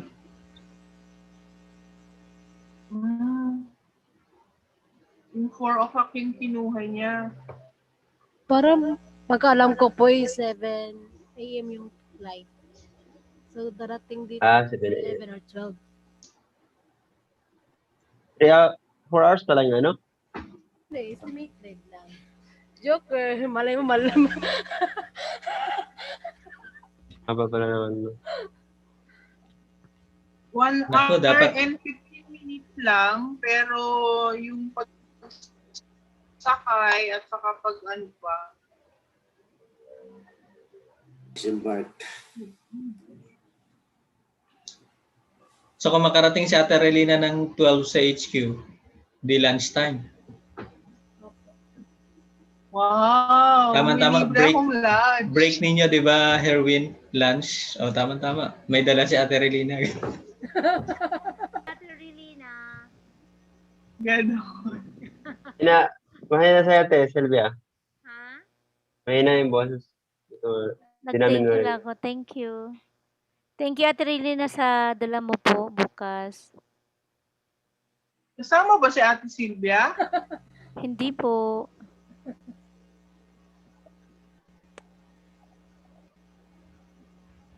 Nag-isip tuloy kung anong luluto. biglang nakatingin sa gawas. Ano ba yan? Masarap yung adobo ni Ate Relina eh. Wow. Adobong ano? Ano ba yung dala mo dati, di ba? Combination yun dati, te? Hindi ko matandaan. Yung baon natin. Pork and chicken? Gusto niyo ng ganon? Kung combination ng pork and chicken? Wow, talaga Oo. naman. So, once kanin na lang sa HU para ano? Yes po. Ay, kuya, may ano na po pala. Dalawa na po yung nakapag sa 6 batch. Nakapag-enroll? Apo. Sino yung isa? Sa Lili. Si, Ate Filma? Ate Filma, tsaka si Ate Catherine. si? Catherine Marino. Si Catherine Giamarino. At saka si? O, Marino pala yung Marino. At saka si Ate Filma. Ito na, si Ate Filma Salido. Sa Bacolod. Opo. Si Ate Felma. This family. Asawa ni Kuya Ricky. Opo. Oh.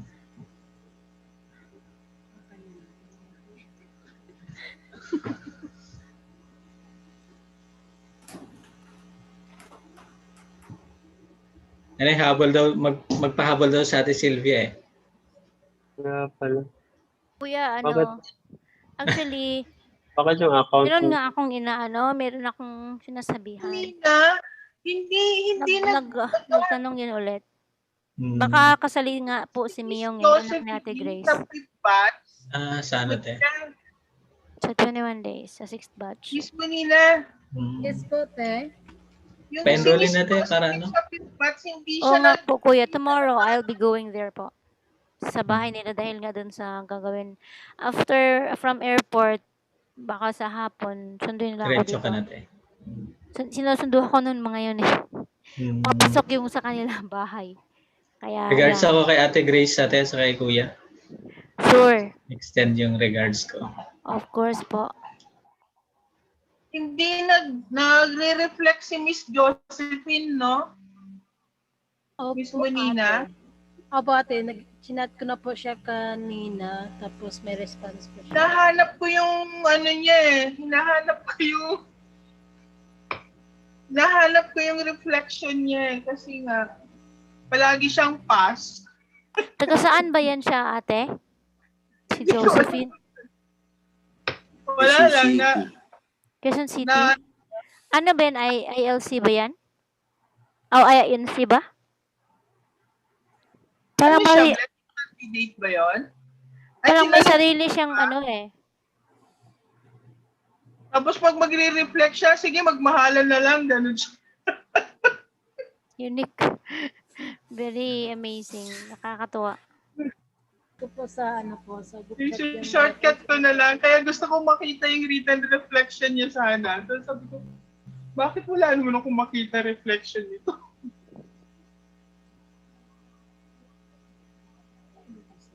Herwin, anong oras yung lecture ni Ate Sylvia sa Friday? Hapon, sir. Ay, Sa hapon morning. Morning. Tapos sa hapon, Graduation. graduation sa hapon.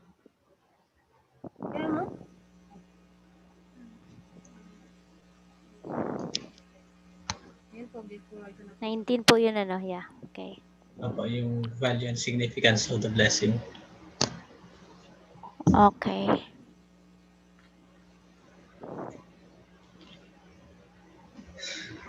Okay, so ano pa ba? Meron pang ano?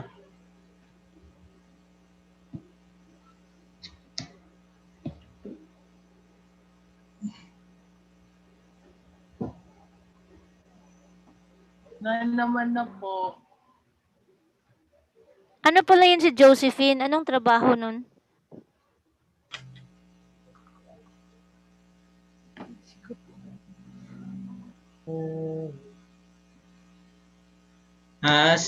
Yung Sunfield dati yun. Si Josephine na yan, kuya? Opo. Kakatuwa siya. Actually, pinupush siya ni yung nag-invite sa kanya, si Paming, Annelyn Paming. Kasi lang parang hindi siya, kahit dati pa sa Hanfield is, parang ang goal lang niya is mag-asawa lang siya, yun lang yun. Hindi niya naiintindihan bakit kailangan Eh, niya. kaya lang yun kasi, hindi naman siya marirecommend pag ganun, di ba? Kaya nga, Sorry pero hindi na, wala na mahirapan tayong i-recommend yun sa ganun. And then,